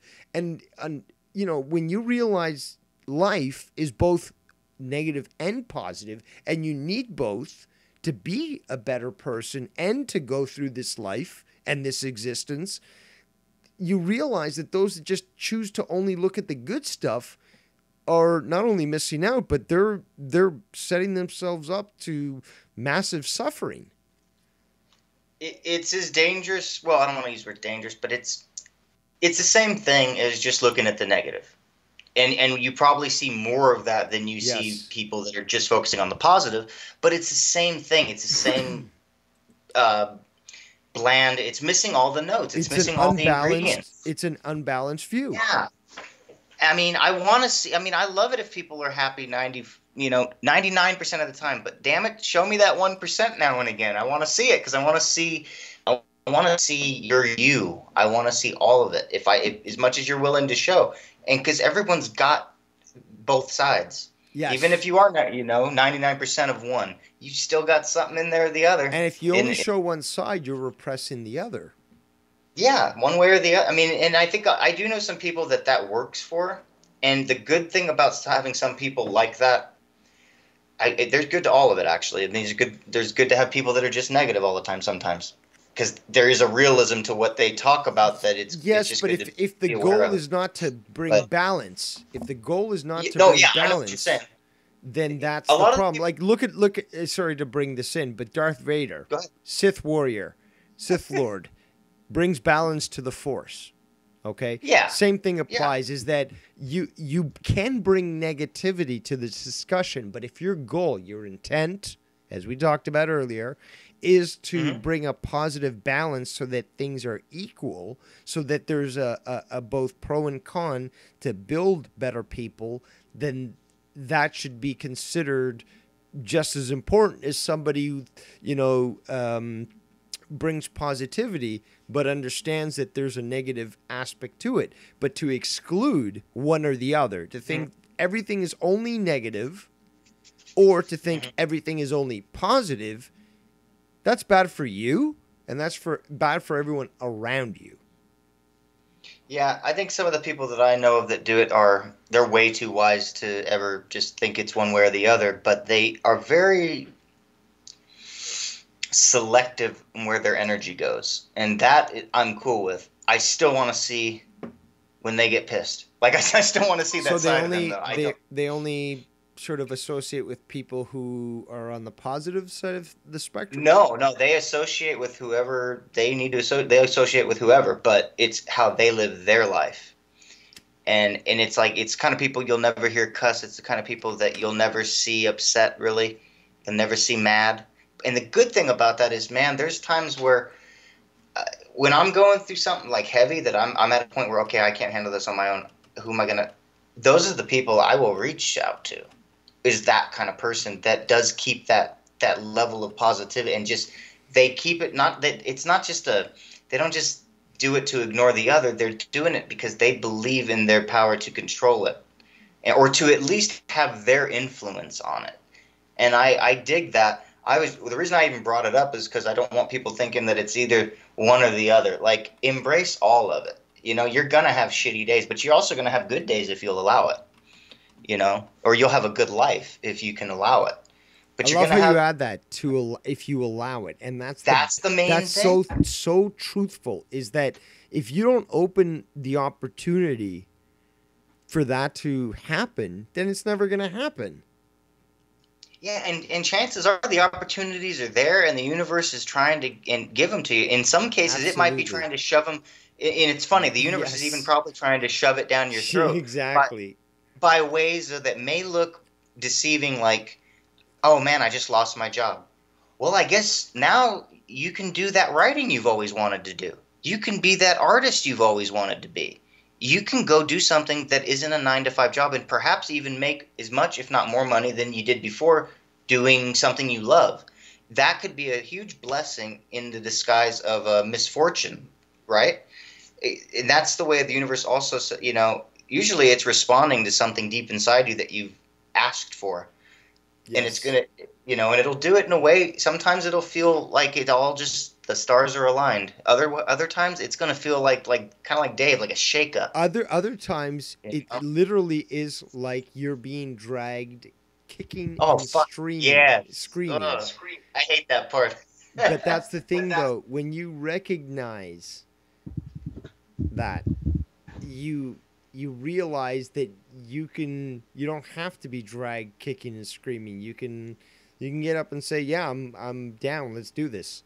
And when we recognize those patterns in life, when we recognize how we try to trip ourselves up in life to prevent ourselves from reaching certain goals, but we overcome them, we have that ability to anticipate these sort of situations and to embrace them as soon as they come. Like, all we have to do is just create our own reality. And people might scoff at that and laugh at that, but we truly have that ability to create our own reality just through thought alone. And thought and intention has a lot more power than most people are willing to recognize. Oh yeah, it's pretty deep stuff, man. I like it. These are major keys to everything, what we're kind of addressing, and I think it's all crucial in these times we're going through, because everybody has a say. I mean, we do. Look at us doing a show. It doesn't matter if there's 10 people in here or 100 or 1,000. You got 2 guys in here that can say whatever they want, and they can be heard. And people need to know how to take information in from anybody and realize, be aware, is that truthful to me or is it not? You know, you can say, is that truthful in general? That's just, you know, that's a whole nother argument. But, you know, is it true? People run around all day being upset at other people for things that they say that, you know, the only time that someone can actually even hurt you in that way usually is if they're really close to you. People are getting upset by strangers because they're on some opposing side. People are getting upset by hats. Yeah. And it's that. So I think it's a very important time for people to start looking at these things differently, where you just kind of go, like you said earlier, or we said earlier, why is this upsetting me? What about it? Where's that coming from? Why am You I know, giving it power? yeah, like if you just wrote a word on a paper, you're not going to trip on it. But if you see how it's used by somebody, it's like, okay, why does that trigger me? Or maybe it is just a word, but it's usually how someone says it, or because you see their belief and it challenges something in yours.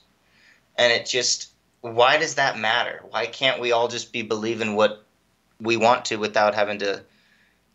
You can have a debate and stuff, but people who just want to attack, and these are the reasons why. Kind of what we've addressed in this podcast. We've kind of already talked about it. That's my point. Is this all is some very deep stuff that I think can be very useful in kind of any part of your life, wherever you're at. Like, you just kind of take a second to look at it, you know. Like you kept saying tonight is, I don't know, how did you say it? Like basically, if you're aware that it's happening, you know, you can address it properly, right? Absolutely. I didn't want to butcher how you said it because I you can't said it so remember well. the exact term that I used, but that's close enough. I mean, again, if you're Yeah, I mean, if you're aware of an injustice, then you know you can speak out about it. or I was getting at basically is if you're aware of life throwing something at you, you can spin it. You know, you can run with it, roll like you said, roll with it basically. Oh, okay. Earlier. Well, Yeah, yeah, because just like that's once you understand that basically life wants to fuck you over in a certain extent, but that's the thing. It's not. It doesn't want to fuck you over. It wants to make you learn from your mistakes. That's basically, if you want to know the secret of life, that's it. You're just like with dreams. learning. It's set up in a way that there's patterns, there's energy levels. Scoff all you want, but the fact is, life is trying to teach you something. It's trying to tell you a lesson. And when you realize, it's like that scene from Indiana Jones and the Last Crusade, where Indiana Jones knows exactly when to like jump over the booby trap and move around and stuff. It's the same thing. Is once you realize that's life. Life has booby traps. Life is set up to sort of teach you a lesson. When you realize how to circumvent that, you can reach the Holy Grail. You can basically learn from those mistakes or those situations, become a better person for it, educate other people to make them better people, which is, I think, what Jesse and I are trying to do, and realize that there's so much more to existence than hate, than negativity. And you know, again, life doesn't hate you. It wants you to learn. Yeah, and I think what I was getting at, that's why I confused you for a second, because I was mainly talking about how people get offended by people like that just have a different belief, or people online or whatever, and it rolls into all that we just said. But God, now I'm gonna lose it. Well, People when online with hate. Well, yeah. Well, the first thing we want to go to, okay, yeah, we want to go to hate. We want to go to stifling. We think that Yes. if we can push something down and stifle it and quiet it, we don't have to deal with it. But you do. You will still deal with it, because the quieter you try and make something, the louder it gets inside you. Honestly, and it just, the best way, and why I'm saying that is because everything we've talked about in this show has been about learning to accept oneself and to basically be, like you said, David Icke, there, I am me, I am free. Yes. There's a lot of fucking truth there, and not many of us. I mean, I can sit here and say that, and I know damn well I don't feel free half the fucking time, but I know the moments where I do live those words. It's right now, me speaking for the last bit with Dave. This is me living in that truth. Anything that I do that I'm passionate about or I enjoy, where none of my pain matters, none of this other shit matters, it's there in the background. But as long as I've got my teeth in something that I really enjoy chewing and swallowing and going after, that's what really matters. That's what's me. I am not the pain, and I'm not all this other shit. I'm not a belief system, and I'm not someone challenging my belief system. And, you know, I'm just me experiencing this. And the more I can look at it that way, that I'm really just on the ride of experiencing it, and I can kind of choose how it goes a bit. And by when I say that, I mean I can choose to, like Dave said, to roll with it on the things I can't choose. And then you realize that there are things you can directly choose. But a lot of it is simply choosing a perspective that allows you to roll with what you cannot choose. That is where your choice comes in, is to really be able to adapt your mind and your perception to gratitude. It's okay to look at, like, if a situation just sucks and it blows, then it sucks and it blows, and you need to go ahead and honor that. Scream, shout, do what you need to do, but then once you've done that, realize that's not. If you can at least know that somewhere there's more to it than that, there's always more to everything than just what it looks like and what it feels like. Even if you can figure out, you know, in a rough situation, if you can just figure out one thing that's positive about, or that could be positive about it, or that maybe, like, if you know, your car wouldn't start, you had a flat tire or something. Fuck, maybe if you got on the road, you would have had a guy, you know, and let's say that because of that you were late to something or whatever, right? You're all pissed. Well, okay, well, what if you got on the road and got in a big fucking accident, got killed, or somebody got hurt, somebody else got killed, and you had to live with that, or something, right? That's a way of taking and putting a positive on it, of like, well, I could have avoided something, that could have been a good thing, a blessing in disguise. It's a very small example, but it's something you can use in everything in life. And I do that all the time with my own pain, is like, I just have to keep looking at the people that I help and look at what I learn. Like Dave said, that's the key to this whole thing, is learning. And learning isn't just academic whatsoever. This is experience is the best teacher of all. And so take your experiences and value them. Don't try and dismiss them, stifle them, or hate them. You'll be surprised the results you get when you learn to love what you hate. You know, when you embrace parts of you that you've never given that. You've never given that energy and that, just that connotation of love. It's always been hate or avoidance or whatever, right?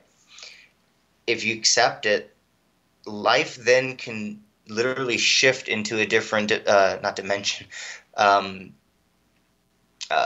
frequency, essentially. Such a great point. You know. Sorry to interrupt, but it's such No, a great please. point about embracing the negative, the opposite, whatever you want to call it, but embracing that which might scare you, might throw you off, might be the opposite of what you want, but embracing it as a reality, embracing it as something that you might have to deal with anyways, rather than shy away from it and try to shield yourself from it. You embrace it and you approach it in a way that you want to see yourself as the victor, and you're gonna do whatever needs to be done to accomplish that. So just to add 2 words to that, like, look at it as an opportunity, or one word, I guess that would be the best word. It's an opportunity. It's not just something you have to deal with. I mean, if you're gonna have to deal with it, you're gonna have to deal with it. So look at it. It's instead, or you could just instead of a curse, it can be a blessing, or it could be both.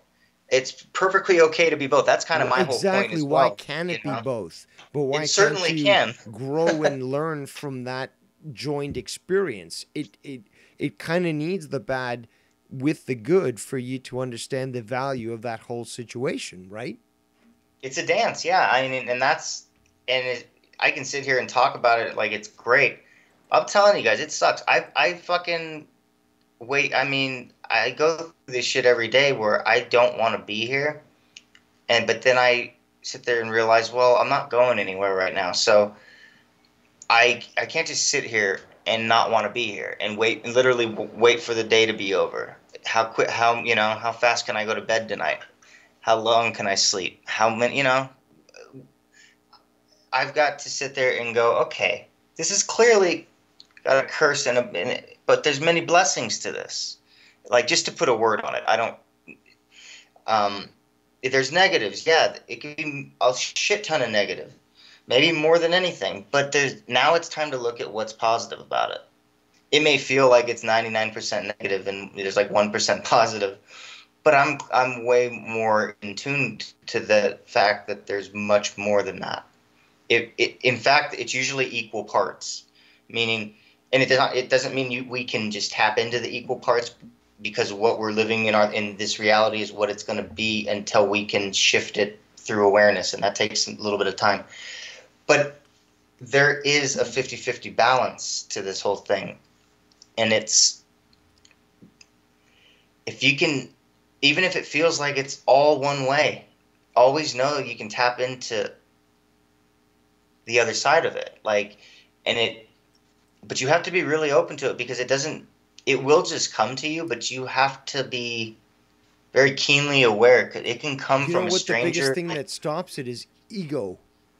And that, I think, also speaks to the moron mentality, is that the ego is so protected that it's locked into a safe where no one can criticize it. But those of us that really want to learn, that are willing to crucify ourselves, that just have this desire for knowledge, we're willing to put ourselves in front of an army and to be eviscerated just so that we can learn that truth.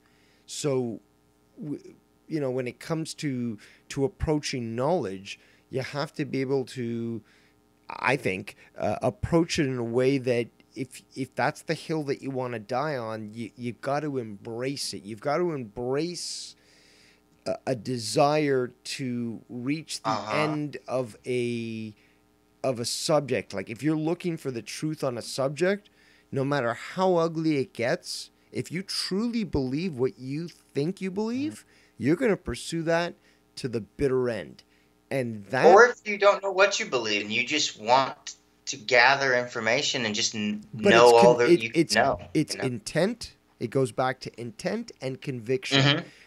It doesn't matter if you don't know what the truth is. The fact that you're searching for it, the fact that you pursue it, the fact that you're willing to go no matter where it is, no matter how ugly, disgusting, how vile it might be, you're willing to confront it like yourself. I am me, I'm free, and without any sort of hesitation, view it straight in the face and say, I see you.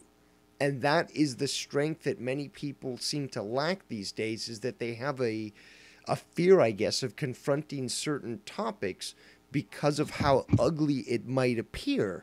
But the problem is that, like we talked about, life is both beautiful and ugly. When we realize that that is just one half of the coin, we realize that we can have that strength to confront that topic so that we can then better ourselves from it and improve from it and make the world a better place from it. Yeah, I mean, I know I was getting off into the weeds a little bit earlier, but that was just, I guess, to give people an example of... No, not at all, man. You made some absolutely great points, and my vocabulary might be large, but the fact is you're able to convey a point infinitely better than I am. And that's why I love to speak to you, because despite the fact that we might have our ideological differences or spiritual differences, the fact is that you have so much knowledge that I value and that I admire, that regardless of the fact that you might be able to explain a topic better than I can, is more reason for me to like you, rather than what the moron mentality might have, which is, oh, this person knows more than me. I feel offended. I've got to now ridicule them and try to disassociate myself with that person. And I'm sure you may have seen that in your life. I've definitely seen it in mine. I've experienced it. I've been that person. That's the beauty. That's what I love. That's one thing I can sit here and love about myself, is that I can sit here and say I've done all that shit.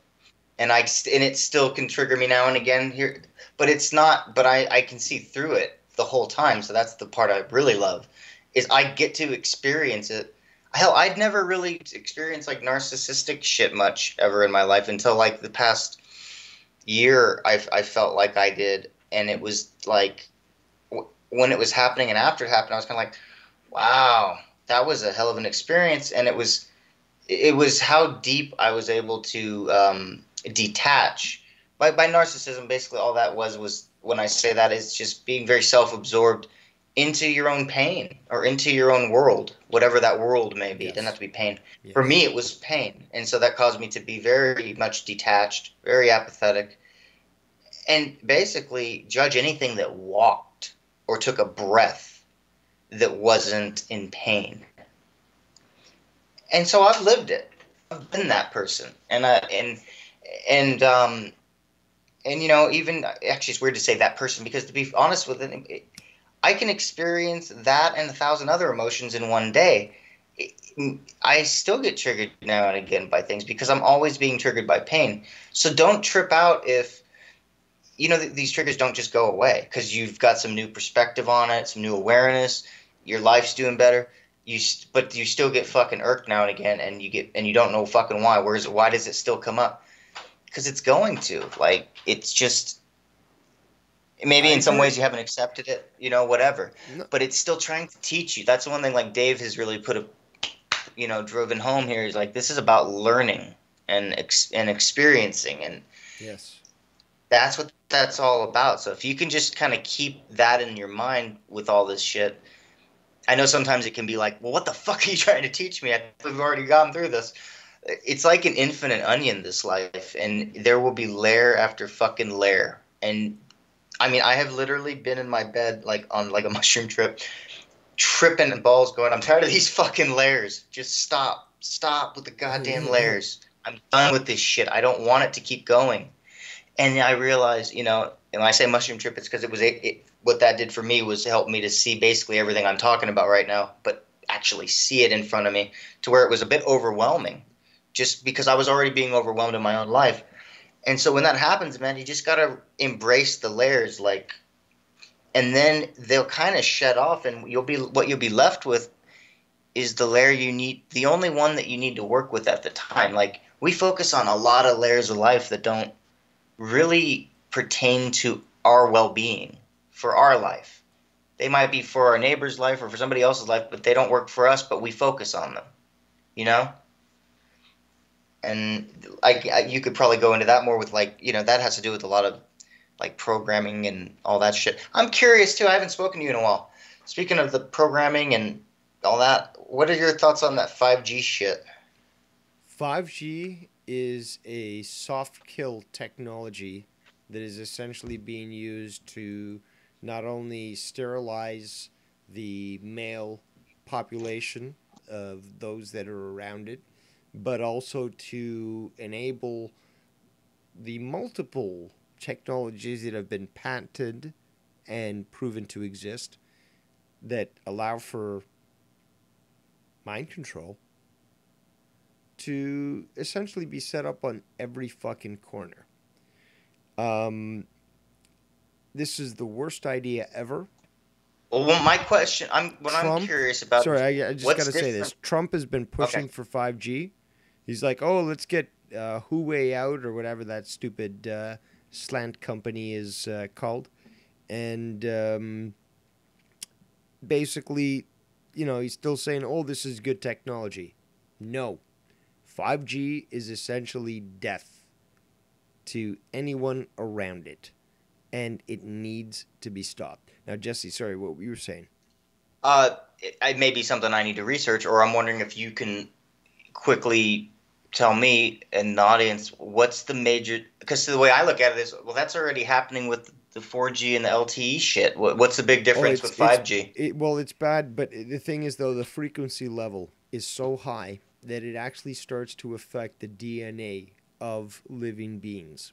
So it'll start to deconstruct your DNA, for example, if you're around it, and more importantly, your sperm, if you end up having a child, will further be affected by that. So essentially, and these are being put up without permission of the public. They're just being put up. They're claiming it's going to be high, transfer rates and so forth. But the technology is already shown, and you've seen this even with like companies like, well, organizations like the FDA, the Food and Drug Administration, where they push out a food, whatever, with knowingly with side effects, hoping that it's not going to affect the general population, and it ends up doing so, and they end up paying out, some sort of settlement, which is your tax money, by the way, and they ignore it, but they continue to sell this product until so many people get sick on the market where they end up pulling it. And this has happened time and time again. Yeah. Wow. I can see that the frequencies being boosted on. I would think.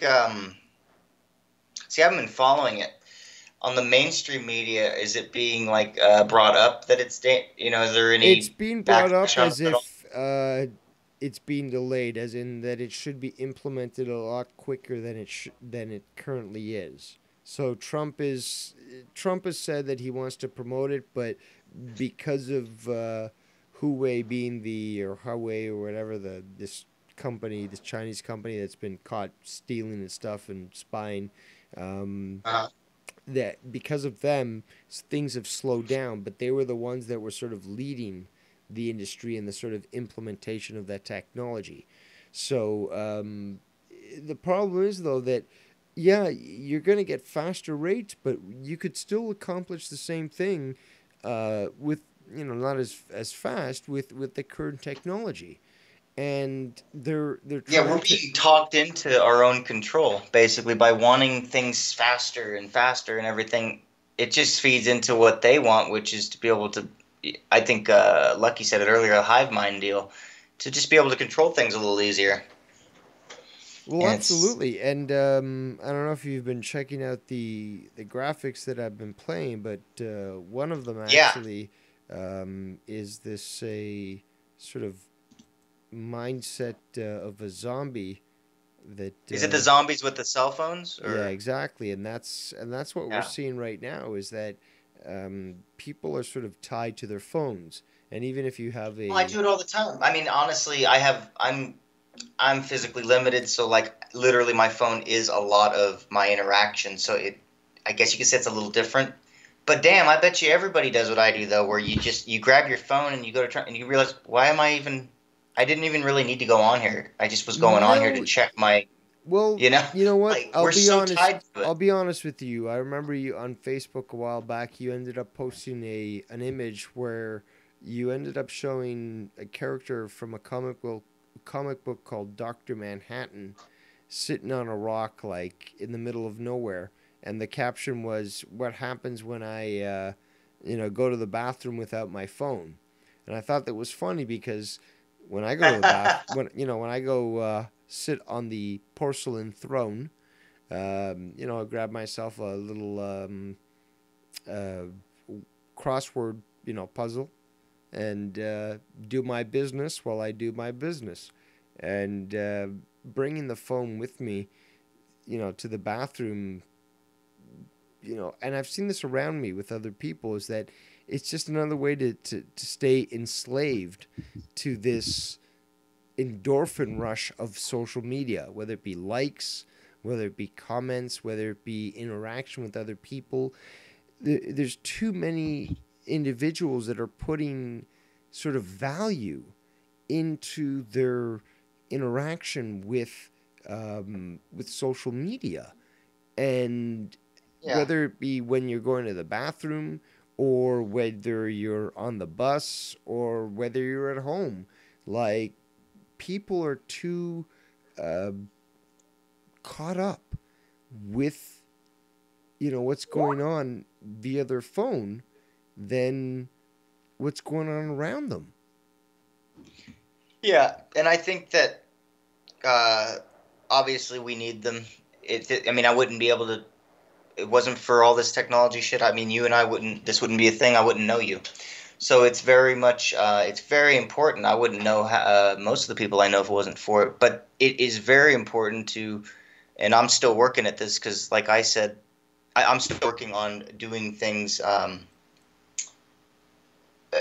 physically around me as much as I can, whether I'm in pain or not. Because I even realized that, or I'll even just keep the phone off and I'll uninstall. I mean, the apps that I use the most. I'll uninstall them for a while, and then I'll be out and about, right? And my phone won't let me download those apps without Wi-Fi. And so I'll do that on purpose because sometimes you even have to force yourself to pull back and take a break. I think that's all it really takes. There's nothing wrong with these things. It's a good thing to tell people that they'll go off their phone for an entire weekend, every weekend. There's little talks, and I think that things like that are important. Or to, like Dave said, if you're just taking things in around you, like if you're eating a meal, tell who you're talking to you're eating a meal, and then go have your meal. Doesn't mean to never text during your, but it's a good practice to just pull back and experience life a little bit now and again. Plus, you're giving your body, your cells, your brain a break from being around that shit so much. Now you also bring up some great points, and you've received criticism, as I have as well. But then again, those that receive criticism usually are the ones that are hitting the truth. And you've lived your life, in pain. If I had the money, I would fucking make you, a new human. Fucking whatever it took to genetically modify you so you don't feel any pain. We'd be getting stem cell shit done. That's what I would do. But there's a lot of people that would criticize you and have criticized you that, Jesse is emotional and decides to act in a certain way, and yet just don't realize what you literally have to go through on a daily basis. And just the fact that you're able to be here tonight on this episode of The Darkroom, episode 2, Moron Mentality, that, and the insight that you've provided, I think is lost on these individuals, the mental moron mentality, that don't realize what you're trying to provide in those small instances where you're able to operate without any pain, or at least minimally. You're able to come on a show like this, pain, but yeah, and you're able to give your insight. You're able to give your love, because that's all you're doing. And I think that's what I'm doing too, in a different way. But you're giving your love through wisdom, through experience, through knowledge, and through existence to those few people that are listening, and maybe sharing something that they can benefit from. And I think it's so important that you're able to do this with us here on this show. No, thank you, man. It's like you said earlier. You said there's only so many watching, but if I can even just reach one of you, then that's great. And that's how I look at stuff. Like, I love it when there's a whole bunch of people, obviously. But I'm going to quickly add a new caller here. We have Scott McKinnon. Yeah. Oh, that'll be fun. Jeez. As soon as I was just about to click the button here, Scott, if you want to call back in, please do so. The new Skype right now is just messing with me. I don't know how to fucking figure this shit out. Maybe I can. Maybe I can try to add him to the call. But it's so stupid. The new Skype is just dumb. Okay, so I'm going to try to add Scott here. While I'm on the phone with Jesse, and hopefully won't hang up on him. Okay, so we now have Scott McKinnon on the call here on Darkroom episode 2, The Moron Mentality. So Scott, you have the floor. Hey, Dave. Yeah, man. I mean, just your picture says it all. I mean, with these zombies and cell phones, I think, like in this new age of technology and everybody being so focused on what they're watching on their phones consistently, heads down. I mean, the picture explains it all. How many times do I walk up the hallway at work or anywhere, and that's exactly what everybody looks like, all in one straight line, and they're mind numbed by what they're watching. And I find that like YouTube and everything is a big part of that. Obviously, it depends on what shows you watch to give you this moron mentality. But I'm glad that you're doing a show that can open up people's eyes to a little more knowledge out there, a little, more interesting things instead of just the fucking circuits, if you will. And I appreciate what you're doing, Dave, honestly.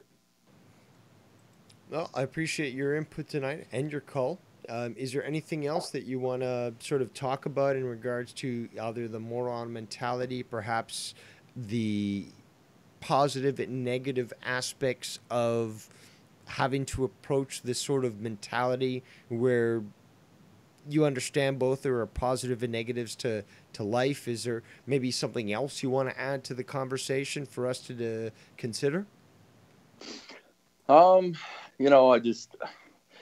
think that I guess you could find positives online as well, like where I'm saying that it depends on what you watch and like I believe that the actual frequencies and the waves and the radiation that we got from the phones as well also affect the mind, not just what you watch, but there are positives on here. Yes. Just like in life, there's positives as well. I mean, we all meet each other despite our hatred and the things that occur. We still do at the end of the day kind of have a spot for each other, or we have had at one point. So there are positives that come out of it. I would agree with that. It's not all negative, but it is unfortunate that people do kind of lose their heads over this stuff sometimes. No, and get a little... Go ahead. So no, I just wanted to ask you, Scott, in regards to the moron mentality, I'm sure that you've also experienced in your life individuals that have basically sort of dismissed your opinions without any sort of basis.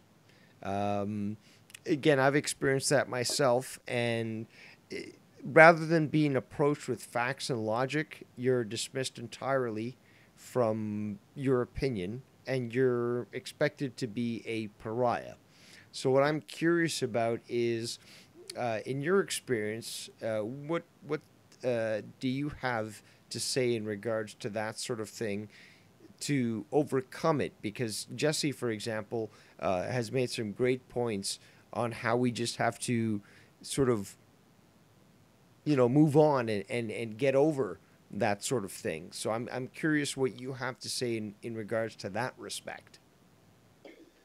Yeah, I mean, obviously from what I've experienced in this YouTube community, I've been obviously shunned on, flip-flopped on, backstabbed, people have run away, whatever.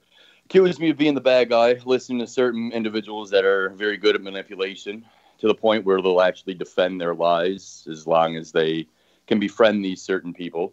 They will actually defend pure lies with no facts or evidence. But out here on YouTube, I think I've proven time and time again, whether it was via audio clips, screenshots, whatever, any kind of fact that I did want to speak about and backed it up.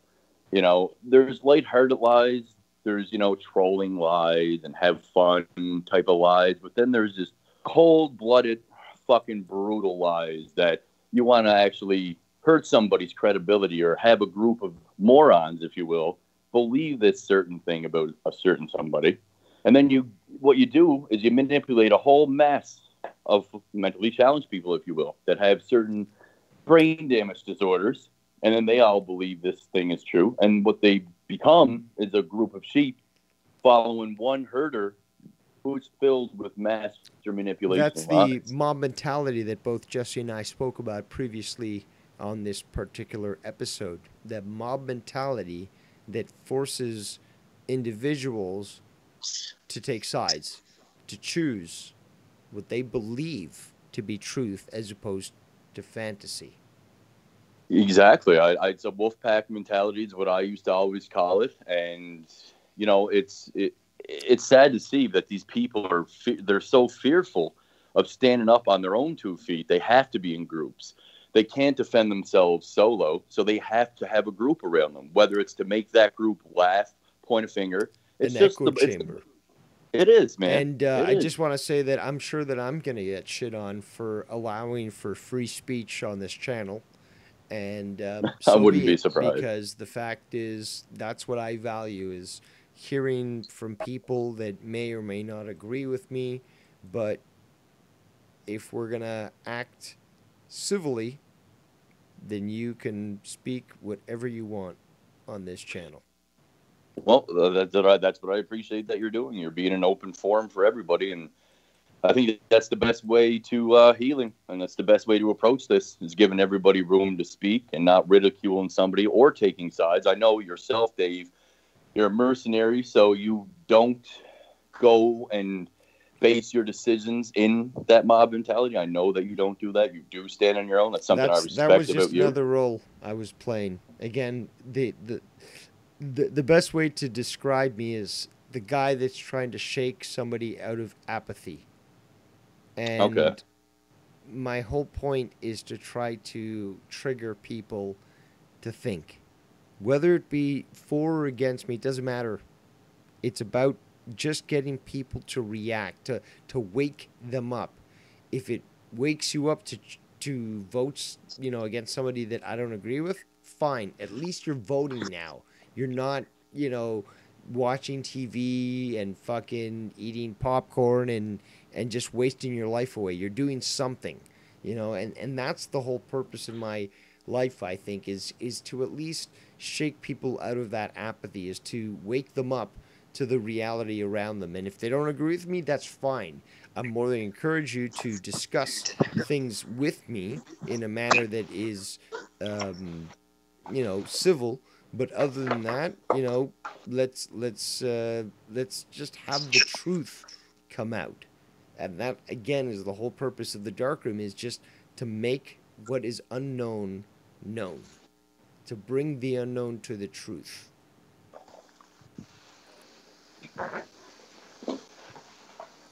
Anybody want to add to that? Yeah, no, I mean, I agree with you 100%. I, like, personally, with this whole group mentality thinking, I just like other individuals that kind of, like, I still think that you stand on your own. I know that you associate with people, and you associate with everybody, but that's why I think that you more so do stand on your own, and I myself stand on my own, even though I work with a group of people or whatever, and I fight with everybody at least once. We all break up and everything. I think I might have lost connection. Hello? No, you're still here. Okay. Even though, you know, that these breakups happen, people fight, and you see it on all these channels, really. And you see it in real life. It's not just on YouTube. You know, I experience these things at work. People that are backstabbers, cutthroats, snakes, rats, liars. You experience all these things. So to separate YouTube from reality and call it the internet and then call reality, sometimes I say it myself, but in all honesty, they're very similar. I mean, there's not much different just because there's a 2D screen separating you from another person now. Because we still are connected regardless, you know. So drama occurs even though we don't know each other personally. It still occurs. People still do these things, ridicule, bully. It still happens. Like, you know, the online world isn't so separate from reality as people think. I mean, you can come on here and have fun. Sure you can. But you can do that in real life as well, too. So I just think that they share, like, a lot of more similarities than people think. And, again, I do stand alone. Even though certain people are around me all the time, I still stand alone. I truly don't trust anybody on YouTube because I don't trust people in real life. I've seen these types of people at work. You know, I've always been a loner. I think that also builds a little bit to what Jesse and I were talking about, but I believe Jesse's still here on the call. Jesse, do you want to add any comments on this?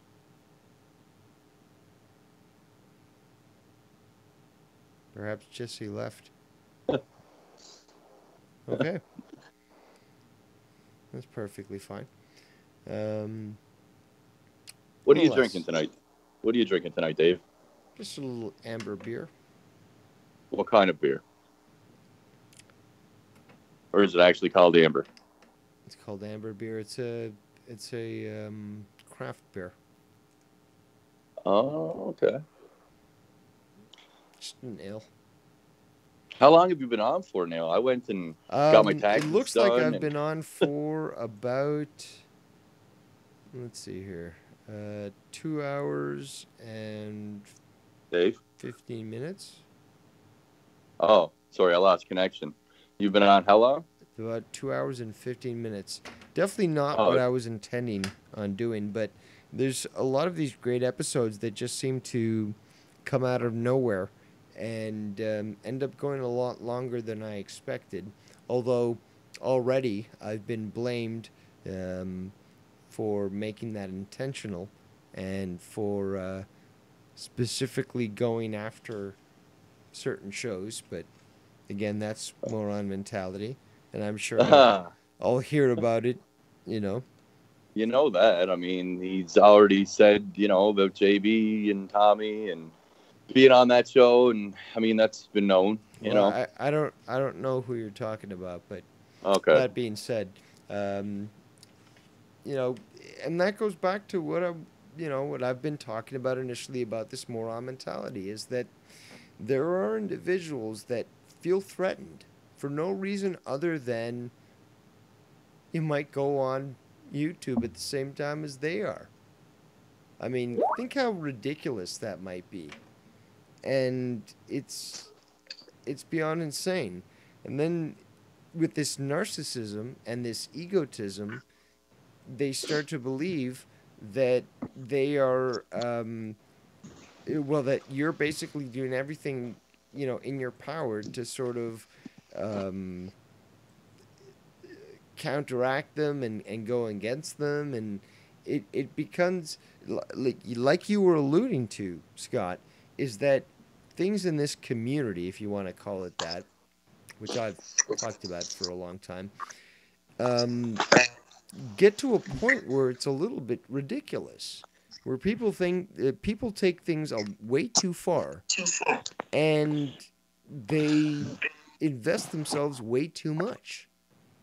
Well, see, another problem here and what occurs from situations such as this is that a group of people will be watching, stalking all the time, and I call them the little birdies, and they'll run to these other people, and they'll be like, well, this guy is doing this right now, and he's stepping on your toes, or he's disrespecting you because he's doing his own thing on his own show. Like, this happens in this community a lot, and you want to speak a bit more on mentality, there's a big group of those people that do these things. They create the drama. They create problems because of this, because they go and they put these ideas into these people's heads to further escalate something that they already probably thought themselves. But when they hear it again from a group of people, it gives them like a confirmation that I must be right. If everybody else is saying it too, if that's the way they think, that's what I was thinking too.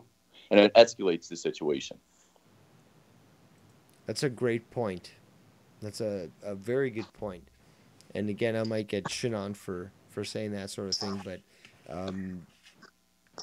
with the moron mentality, it has to be understood that it's a black and white situation.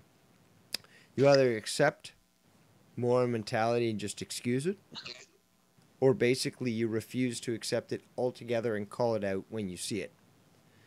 And some individuals rely on this echo chamber, rely on the ability that they won't receive criticism. Constructive criticism apparently is, to them, the worst thing possible. Even Exactly. to mention that they might be able to do things a little bit better would basically make them come down on you like a storm.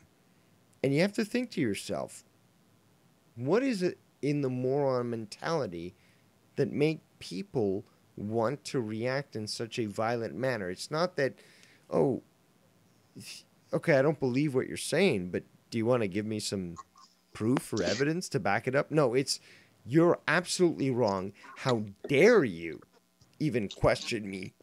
Now I'm going to ruin you because you dared to even confront your God and Savior.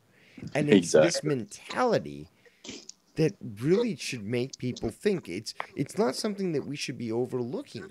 We really need to examine people that are so narcissistic, that are so egotistical, that they would put themselves in this position where they believe themselves to be unapproachable, to be infallible, like the Pope.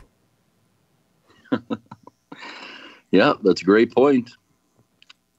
I don't know where these egos come from, but it's a shame to see. It's one thing I've never had was a big ego. I never held myself, and I don't know if you want to call this a bad quality or not, but I've never had this overly big pride issue. Like, I've just never had this big ego, never thought myself to be anything. Even though I've done a lot of interesting things in my life, I've gotten educated, I've traveled the world, I've been to some cool places, met some cool people, whatever. I never really, sat down and said I should have an ego because of this now, or I'm the greatest thing on earth. I never ever thought of myself like that. But I know there's a lot of people out there that they don't think that they're like that as well, but everybody else can see that they do got this huge ego, And I think what they need to do, honestly, is just take a hit of DMT and maybe lower that ego and come back from that alternate experience, that alternate reality. Maybe they'll be healthy. Maybe they'll be a little different. If that's the case with DMT, I've never tried it myself, but I hear that it does lower your ego to the point where you do come back a little bit different and maybe a little more open, So if that's the case, maybe these people need to try that. I don't know. I'm just saying, Now, that is a great topic. I would love to discuss it in the future, but even before they would to reach that point, it still isn't difficult for individuals to basically sort of realize their limitations, to admit that they might not know as much about a certain topic, or they might not be physically capable to do something that maybe somebody else is able to do. And this is a big problem with the moron mentality, is that these individuals, no matter who they are, think they can do whatever they want, they can think whatever they want, and there's no repercussions.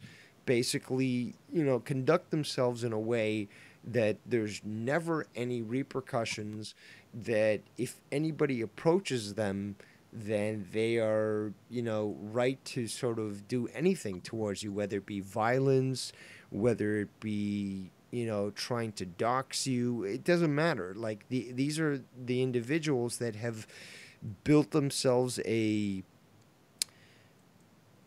sort of mental echo chamber that if anything disrupts it, they feel that they have the right to just go to town on you and destroy your life if they wanted to.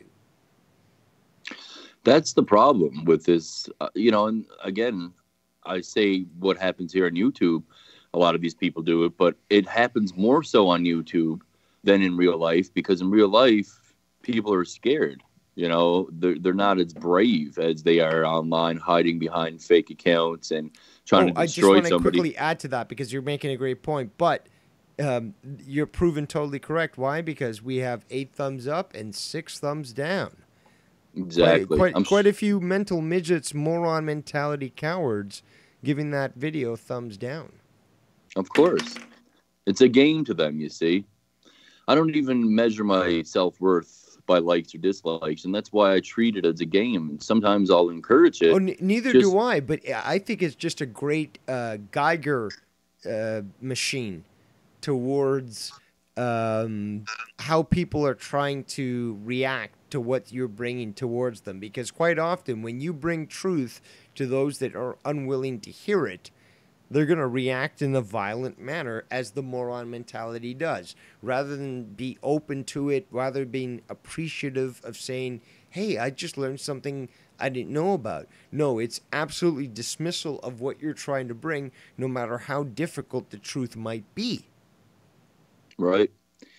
It is. It's fear. I believe that it's fear. Pure fear. Exactly. Cowardice. It's not just fear, though, because the thing is, though, willful ignorance. When, for example, if you were presented with a book saying, in this book, you have the answer as to why I don't know, you keep getting, tickets, pulled over by the police for speeding. It's like, holy shit, like there's a secret to that? Like, I'm not just speeding and they're getting, okay, I'm gonna fucking read that shit. I'm gonna fucking find out.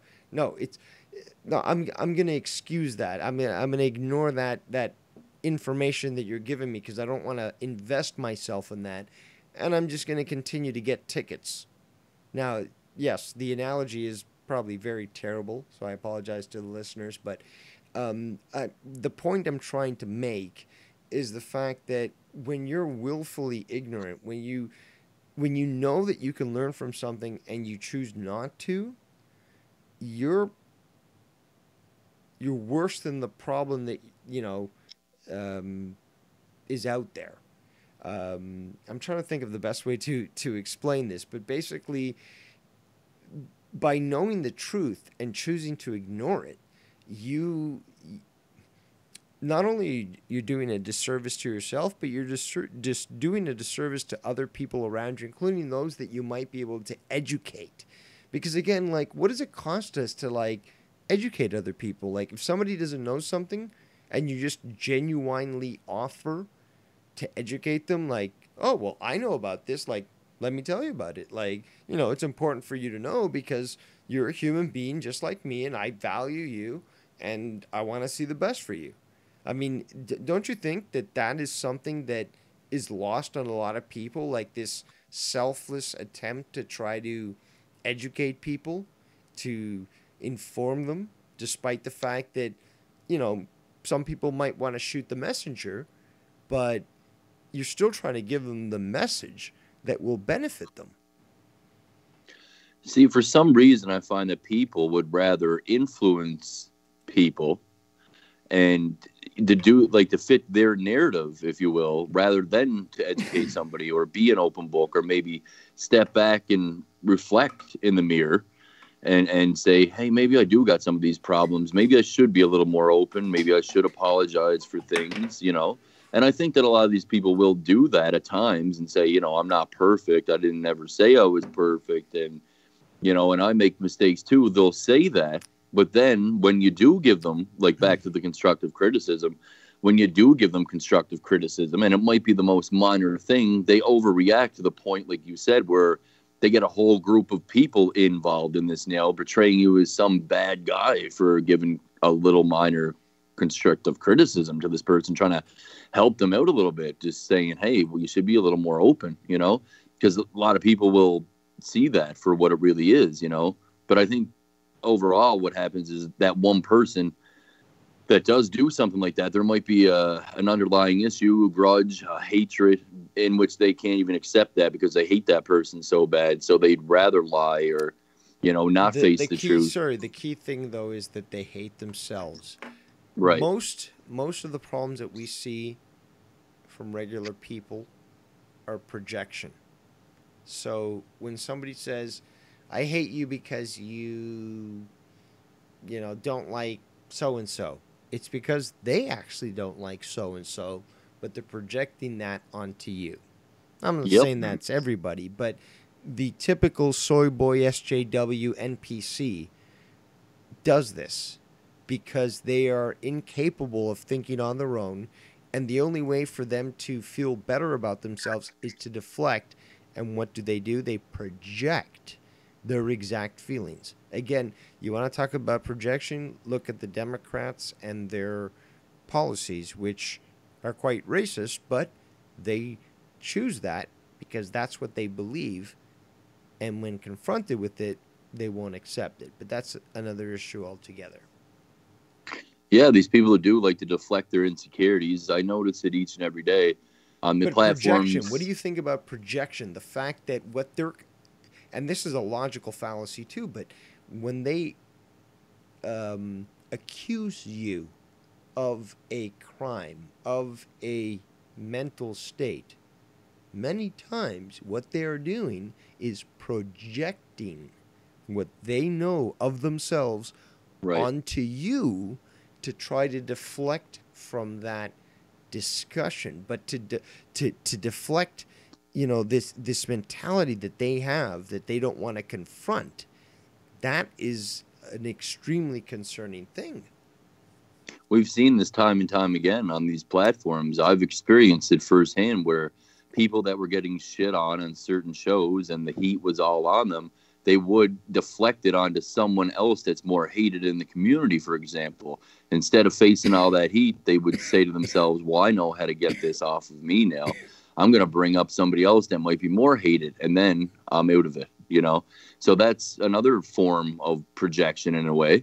Yep. You know, I know what you're saying about these people that they do hate themselves so much and they notice these bad qualities about themselves, but they're fearful of facing it themselves and answering to themselves. So they do actually project their image onto you as a way of seeing how you react to something that might not be true about you, but it's true about them. But it's a weird thing. It's a weird thing to do that, you know, but a lot of people do it. It's almost like they're studying themselves. It's a clear psychological response, and it goes back to the fight or flight thing. Like, inevitably, if you go down to the genetics of a human being, you have those two options. And it goes in the same way that the deflection is more of the flight aspect, where they're deflecting the conversation to keep heat away from them. The fight aspect would be what I'm doing right now, which is come at me, bro. Come at me with the facts. So the difference being that one of them is attempting to utilize sort of passive psychology to deflect from a topic but still project their beliefs, and the other one is to basically inflect. That's the difference. Inflect thought into that conversation and force the listener to decide on their own. Yeah, that's a great point. Some of these people, I find that they, not only do they influence a mass group of people by doing that, but they find it very difficult, to face themselves. So, for example, like all these things that they know are true about themselves, like I said, they really truly will sit there and believe all those things are true about you. And then it becomes a repetitive circle where everything that this guy is saying is what I'm saying, and everything that this guy's saying is what I'm saying, and it goes back and forth over and over and over again. I think that also relates to shifting the goalpost, where when you are asked to present certain information in a logical discussion and you present it, the individual that doesn't want to accept the conversation shifts the goalpost and basically says, well, what about this issue? And then you confront that issue. Well, what about this issue? And you confront that, and they keep doing it. So basically that's what's called shifting the goalposts. And I think that explains very well what you're describing, because no matter what you provide as a counter argument to what you're being attacked on, the moron mentality refuses to allow these individuals to accept the fact that they might be wrong. So they will continue, and I've told this to many people, is that you cannot win. You cannot win with the moron mentality, okay? You have to understand how to deal with them, because they will not accept any logic, any rationality with what you provide. You could be as civil as English barber. I don't even know why I said that, but the fact is, they will refuse to accept your reality, or any reality for that matter. Any fact that you provide them, they will ignore in favor of their own opinion.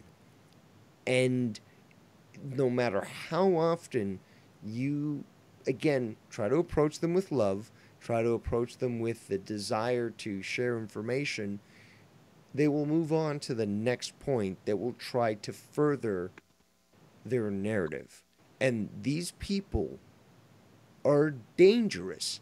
It needs to get into people's heads that these people do not want to see you survive. It is exactly like the Matrix. These are Agent Smiths, and these individuals will do everything in their power to ensure the system stays the same. Sorry, go ahead, Scott.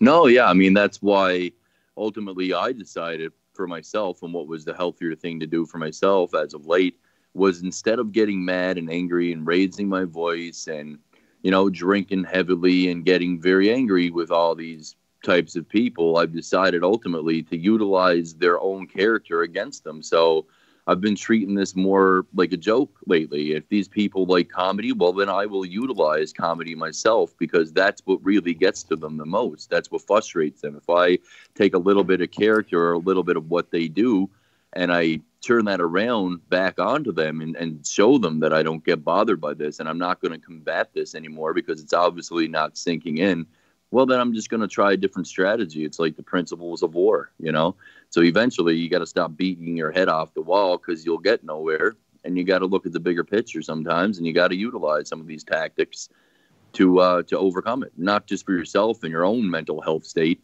but to get them to realize maybe that they might be wrong. Because if you talk maybe more in a calm, collective manner instead of raising your voice or yelling or getting too drunk and getting in a fight to combat it, nobody gets anywhere, because now it's all a threat. Now everybody feels threatened and everybody's having a fight, and obviously there's no resolution going to happen that way. So like I say, utilizing some of their own skills that they might have against them might help them wake up, and it's also better for yourself. That's what I've been doing lately myself. I absolutely agree in regards to that respect, is that when you understand the total matrix system that we live in, and this is quite far from where we started on this episode, but the matrix system that we live in is like we saw in the film. And when you understand how to play the system, you have the ability to confront people with certain truths. And as cryptic as this sounds, what I'm trying to convey is that you have the ability to control reality and inform others of that same reality. I do apologize if that doesn't reach the few people that are watching, but it's definitely a manifestation. I mean, I find it very easy sometimes to manifest your own reality and shape things the way you want them to go. I find, some people might call that. We have the ability to bend and break those rules. What I was trying to sort of indicate was that the powers within us, essentially, to utilize the matrix system against itself. And if we want to block bullets or dodge them altogether, we have that ability to do so, figuratively and literally. Yeah, I would agree with that. That's a great point. I mean, this is the Matrix, and to defeat it or to survive it, I guess, is more the better terminology. Or to survive this, you do sometimes have to tap yourself into that other person's world, and that becomes a self-defense mechanism in a way. But at the same time, like you say, you're playing the game, and that's the best, I think, for everybody. That's how you don't get hurt. Honestly, that's how you survive this. Jesse and I talked about that earlier, is that it's just part of reality that, there are negatives and positive, and, we will suffer in certain aspects and we will thrive in others, but it's just a part of the reality that we exist in, that those are the things that we're going to have to experience. And the sooner that we can overcome our distrust of that sort of thing, the closer that we become to being able to manipulate the matrix that we live in to make it work for us. Yeah, and I think, in saying that, handling situations with anger, I just want to get back to that, is not the right thing to do, because these little demons that exist in this matrix that are out there, just for the sole purpose of being the best troll out there. They want to see you get hurt or hurt yourself. They want you to get angry. That's what makes them the happiest. They want to see that. They will influence you to do things that they know will make you angrier. And eventually over time, you'll start to learn, you'll gain the knowledge yourself that I'm not going to let those people win that way, man. It's not going to happen, and it's a lesson to be learned. But, over my course on YouTube, over the course of time, I've learned a lot of lessons myself.